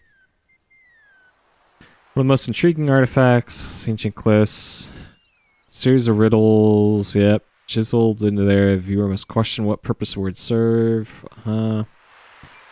Elaborate mechanism to protect those who dwell at the top of the cliffs, yep. The following translations from the Cliffs of the Logic Scroll might help the reader understand the mystique that surrounds this artifact. The guy with the mustache is... which one are you talking about? This one? Right there? That one is... O. Joy, the dolphin, azure, and sapphires.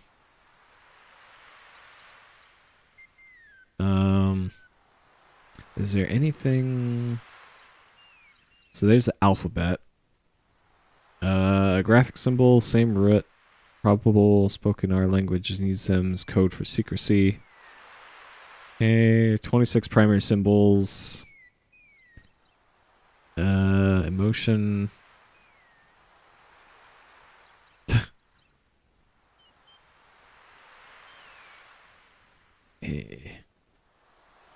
A master of languages will... 4-letter word. So if I remember correctly... Just thinking back from speedrunning days, this was one of them. This was one of them. So that one is D. This one is R.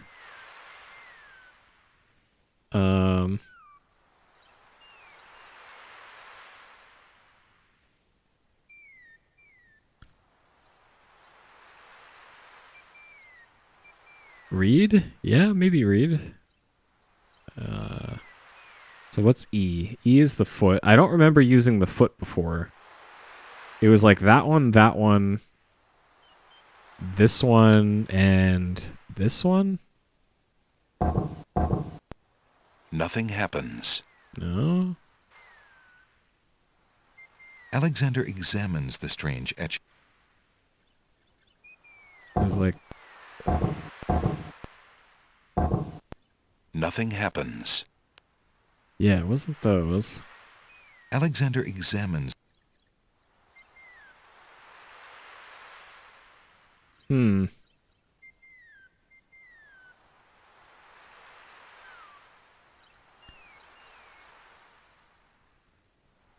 Master of Languages will...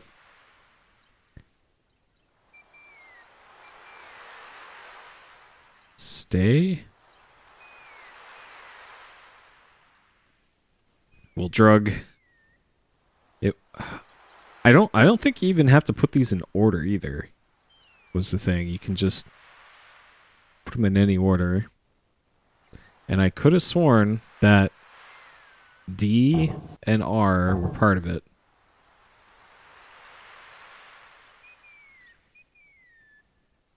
And it was...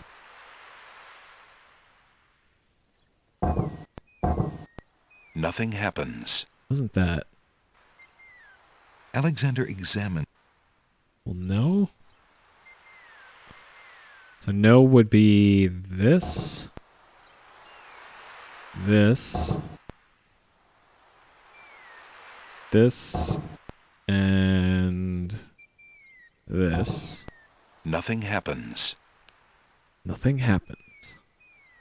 Alexander examines the strange etchings. I could have sworn it was rise, but apparently not.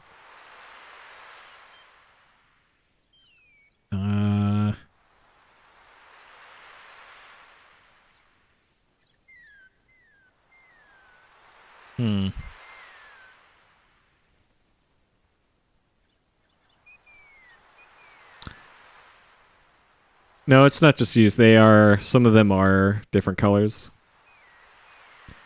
But if I remember correctly, it's got a letter wrong in rise? I don't think so. It's bird thing.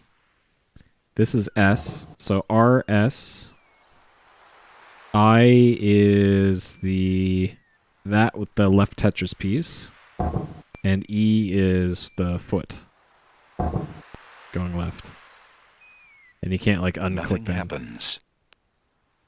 Alexander examines the strange etchings in the face of the cliff.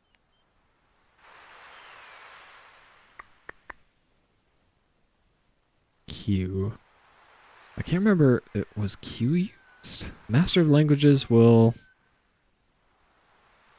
I can't think of a 4-letter word with Q in it.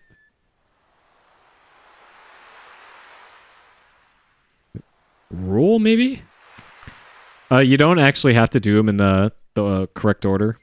Like here, I'll put it in the correct order. So this is R. I is this one. S is this one. And E is this one. Nothing happens. And then nothing happens. Alexander shit. I forgot what I was going to put in there because I had to demonstrate that in the correct order. What was I? The talk? Duck? No. It was...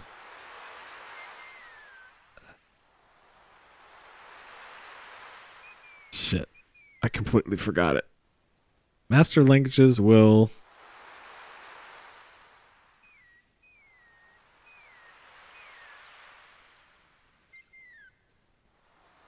No, maybe? But that doesn't look correct from... And I think I already tried no before. Nothing happens. Alexander... So we've tried no, we've tried rise, no... I don't think we tried rule, which is that.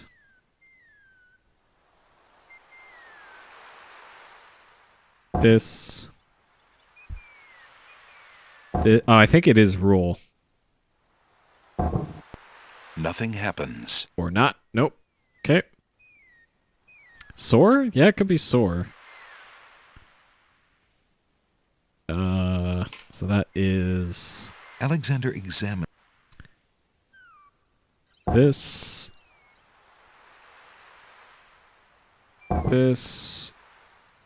that's A.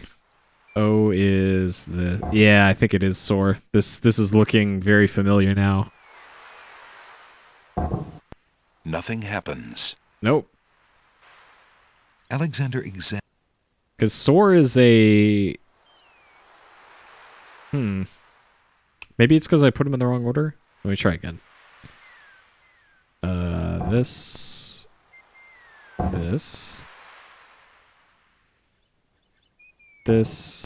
and this. The stone there we beneath go. Alexander's feet trembles as more steps emerge It from is the Soar. granite cliffs. And you got to do them in the right order. Okay.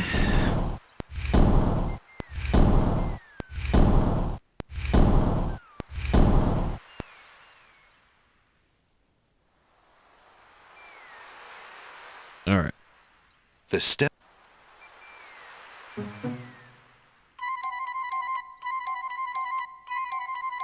Whoa! Whoa! Whoa!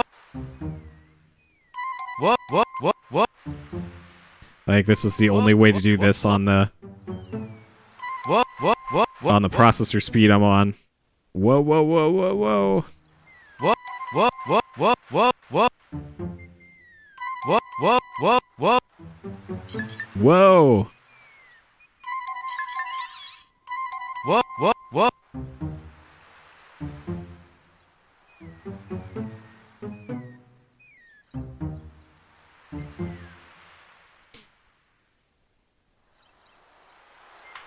Okay, so for this one... So for this, the third challenge, the Stones of Stealth. 4 men standing in a row, third from the left, and down you go. The rest in order move you on. The youngest, the oldest, and the second son. Okay. Alexander examines the strange etchings in the face of the cliff. Okay, third from the left, and down you go. So this one, we need to not press, so... Alexander gets the feeling that was the wrong button. Oops!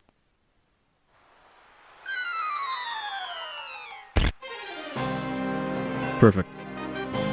Tickets up. Next. What a riddle. Stones of Stealth. Find a guide to keep your health. Call our hint line. Please. Alexander examines the strange etchings in the face of the cliff. Okay. So the rest in order move you on. The youngest, the oldest, and the second son.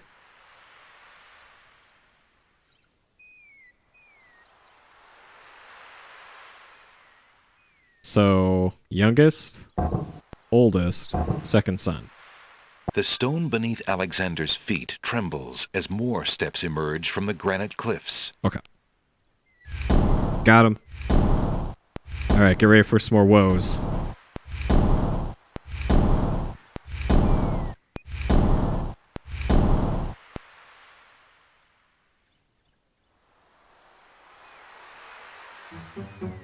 Whoa! Whoa! Wait! Whoa! Whoa!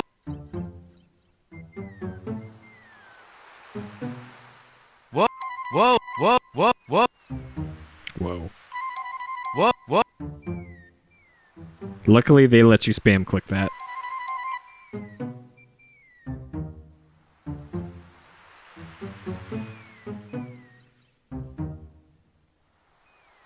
Okay, and then this one.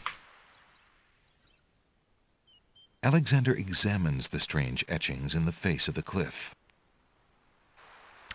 Alright. Sacred 4.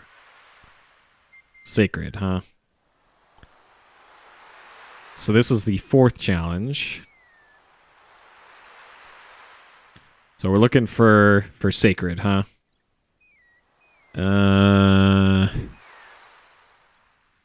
Mouse, ivory, humility, grasshopper, plants, purity.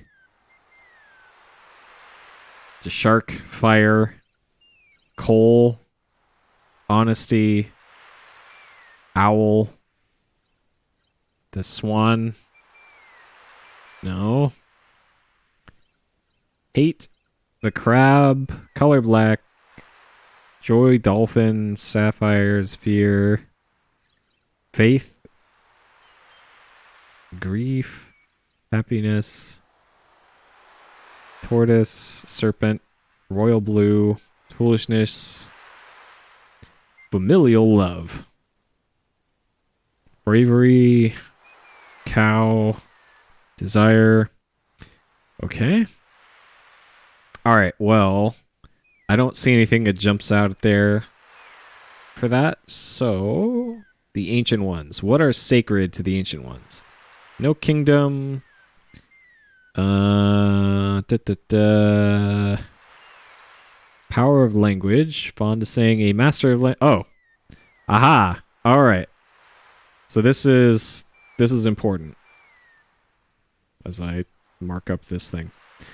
So, the Ancient Ones were fond of saying, a master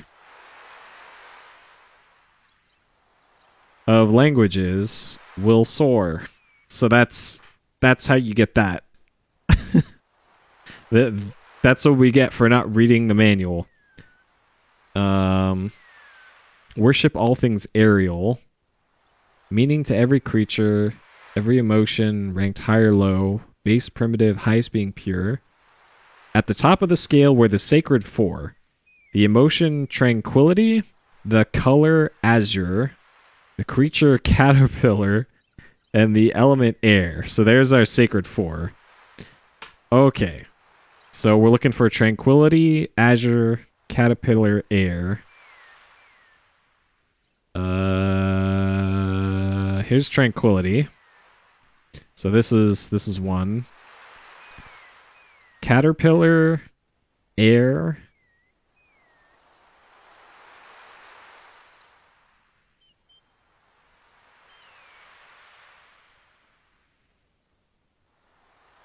I'm looking for caterpillar. There's caterpillar. So there's one. Azure is this one. And then air is here. So there's our sacred four. We got it. Yep, the mustache man is sacred. Okay. So I'm assuming I can do these in any order. So we'll go start with mustache. And then this one. This one. And this one. The stone beneath Alexander's feet trembles as more steps emerge from the granite cliffs. Okay. So that's why you need the manual. Like, good luck doing that without the manual.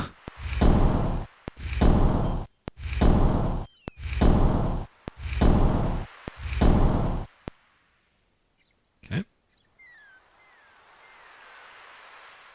Alright, time for whoa. Whoa! Whoa, wait, whoa, whoa, whoa, whoa, whoa, whoa, whoa, whoa, whoa, whoa.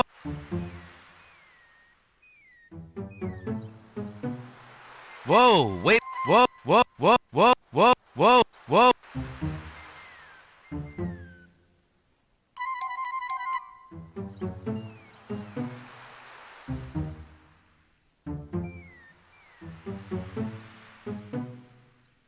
Okay.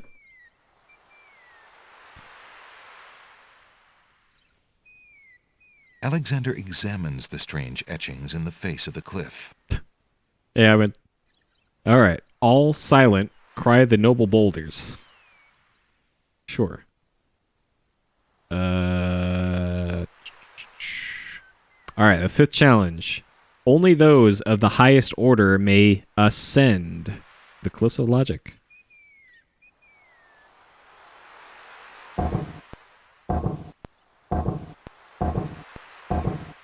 The stone beneath Alexander's feet trembles as more steps emerge from the granite cliffs. More steps. Yeah, this is in my opinion kind of the pinnacle of the King's Quest games, the Sierra ones at least, because the art is just amazing. The writing is fantastic. The voice acting fantastic. The puzzles are great. Whoa, whoa, whoa, Whoa. There's also lots of woes. whoa, whoa, whoa, So the reason why whoa, whoa. I have to spam click this is because my computer processor is running quicker than the game expects. Whoa, whoa, whoa, whoa. So it's only giving me like Whoa, whoa, whoa, a fraction of a second whoa. to input commands. Alexander finds himself, finally, at the top of the cliffs. Exhausted, he steps over the lip of the plateau and stands. Why do you make such an effort to climb the cliffs, young man? The winged ones who live on this island have the power of flight. You could have it too, if you'd only eat a berry from this magical flying nightshade bush.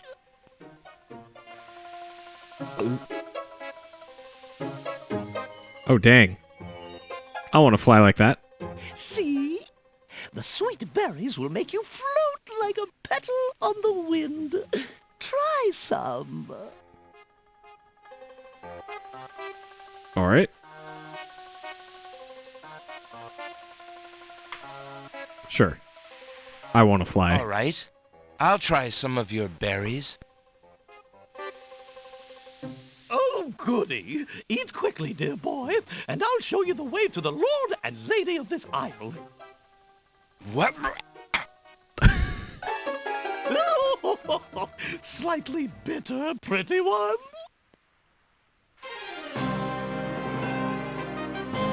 Tickets up. Next. And then there's some land I have for sale in the death bogs of Tamir.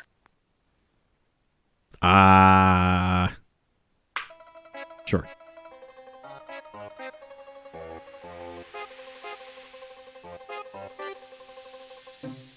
Come, stranger, trust me. Think of what I'm offering you. There's a natural opening in the rock near the nightshade bush. All right.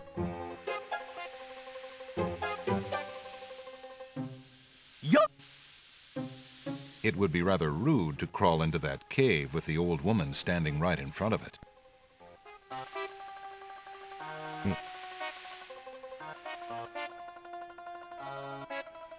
Gotta wait till she leaves. All right, then. Stay tied to the ground like a load of lead. See if I care. You human. How odd. The old woman just disappeared in a cloud of smoke. Perhaps those berries are even more powerful than she led Alexander to believe. How odd. There's nothing to do there. Oh, there is here, though. Alexander crawls through the small opening in the rock. Alexander finds himself in a dark cave. All right. Remember the last dark cave we were in a King's Quest game? It feels exactly like a tinderbox. Alexander takes the candle from his tinderbox and uses the flint in the box to light it.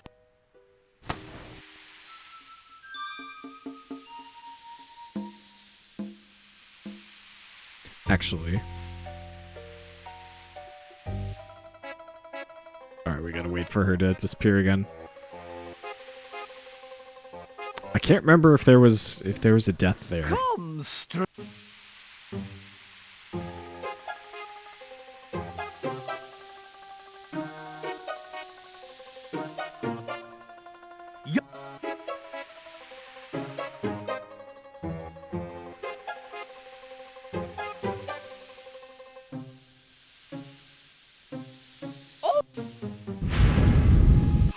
How odd. Okay. Alexander crawls through the small opening in the rock. Alexander...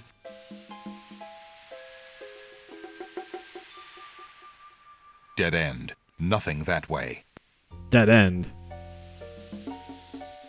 Dead end. Nothing that way. Dead end. Nothing that way. Alexander can't do much of anything in the dark cave.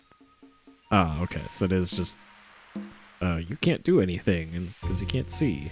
Alexander takes the candle from his tinderbox and uses the flint in the box to light it.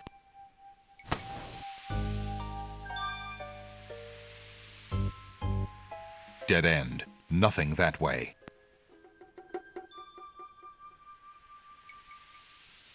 Alexander crawls through the opening in the rock.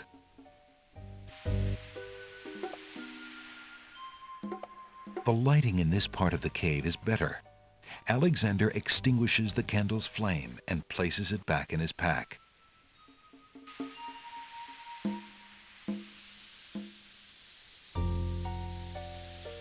A plant grows on the grassy ledge. Smells like peppermint. Aha, peppermint. Alexander takes a few leaves from the plant. As he does so, a strong smell of peppermint is released. Ah. Okay.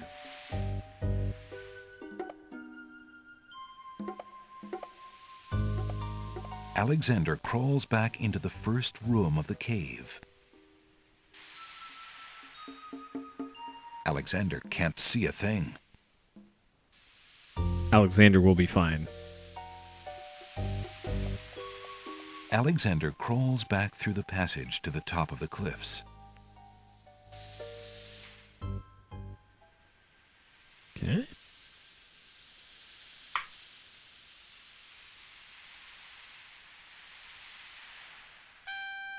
Look, an intruder! Hold! How did you get up here, human? I climbed the cliffs. That is not possible. No one has solved the cliffs of logic in several centuries, and if the cliffs were to be solved, it would certainly not be by a human. I didn't mean to trespass. I only wanted to visit this beautiful island. No visitors have been welcome on the Isle of the Sacred Mountain in years. Not since the Red and White Queens had spies in the guise of friendly visitors steal our island's sacred golden fleece. But we will not display such foolish trust again. You will have to answer to Lord Azure and Lady Ariel. They will determine what will be done with you. I can assure you, it will not be pleasant.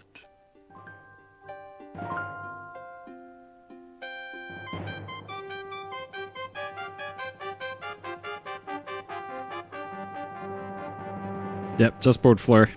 With what trickery did you master the cliffs of logic and reach the city of the Winged Ones? Only the magic of clear thought, my lord. I meant no harm. The cliffs of logic. It is the sacred oracle's prophecy, Azure. Yes, Ariel. It is lucky for you, human, that climbing the cliffs of logic is part of a prophecy that I cannot ignore. We have just been ordered by Wazir Al-Hazred himself to dispose of any strangers that might land on our fair isle. But the prophecy would have a different fate befall you. The prophecy predicts that whosoever climbs the cliffs of logic will defeat the Minotaur. The Minotaur has violated our sacred catacombs and eats our young in sacrifice.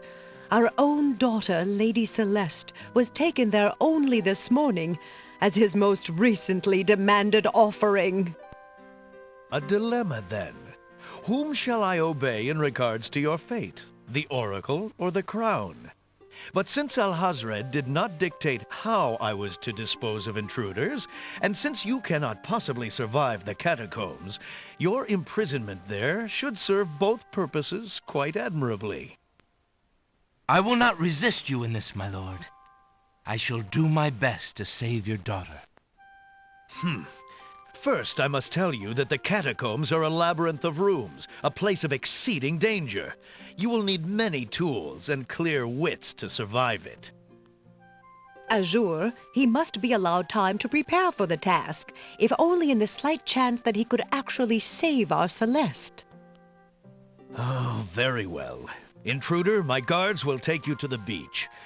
Prophesied hero or spy, any soldier must be granted time to prepare for battle. Be warned, If you have the courage to actually return to the Isle of the Sacred Mountain and face your destiny, my guards will have orders to take you to the catacombs on sight. I understand, Lord Azure. If by some miracle you succeed, human, the prophecy grants you a visit with the sacred oracle. Her powers are mighty, her vision all-seeing. Many of our own citizens would be willing to risk certain death in the catacombs for a chance at a meeting with the oracle. May that thought give you the courage to return. Oh, I will return, Lady Ariel. You have my word. Okay, I know at least one thing that I don't have that I need for the catacombs. At least one thing. Also, I'm still getting the noise in my left ear from the sound card. So the fixes that I thought I didn't actually fix anything. So it looks like I gotta add a Sound Blaster Live to my to-do list of things to get on eBay tonight. Okay, preparing for Minotaur Maze. Okay, alright, and that will be where we call it for tonight. Let me stop the timer on King's Quest.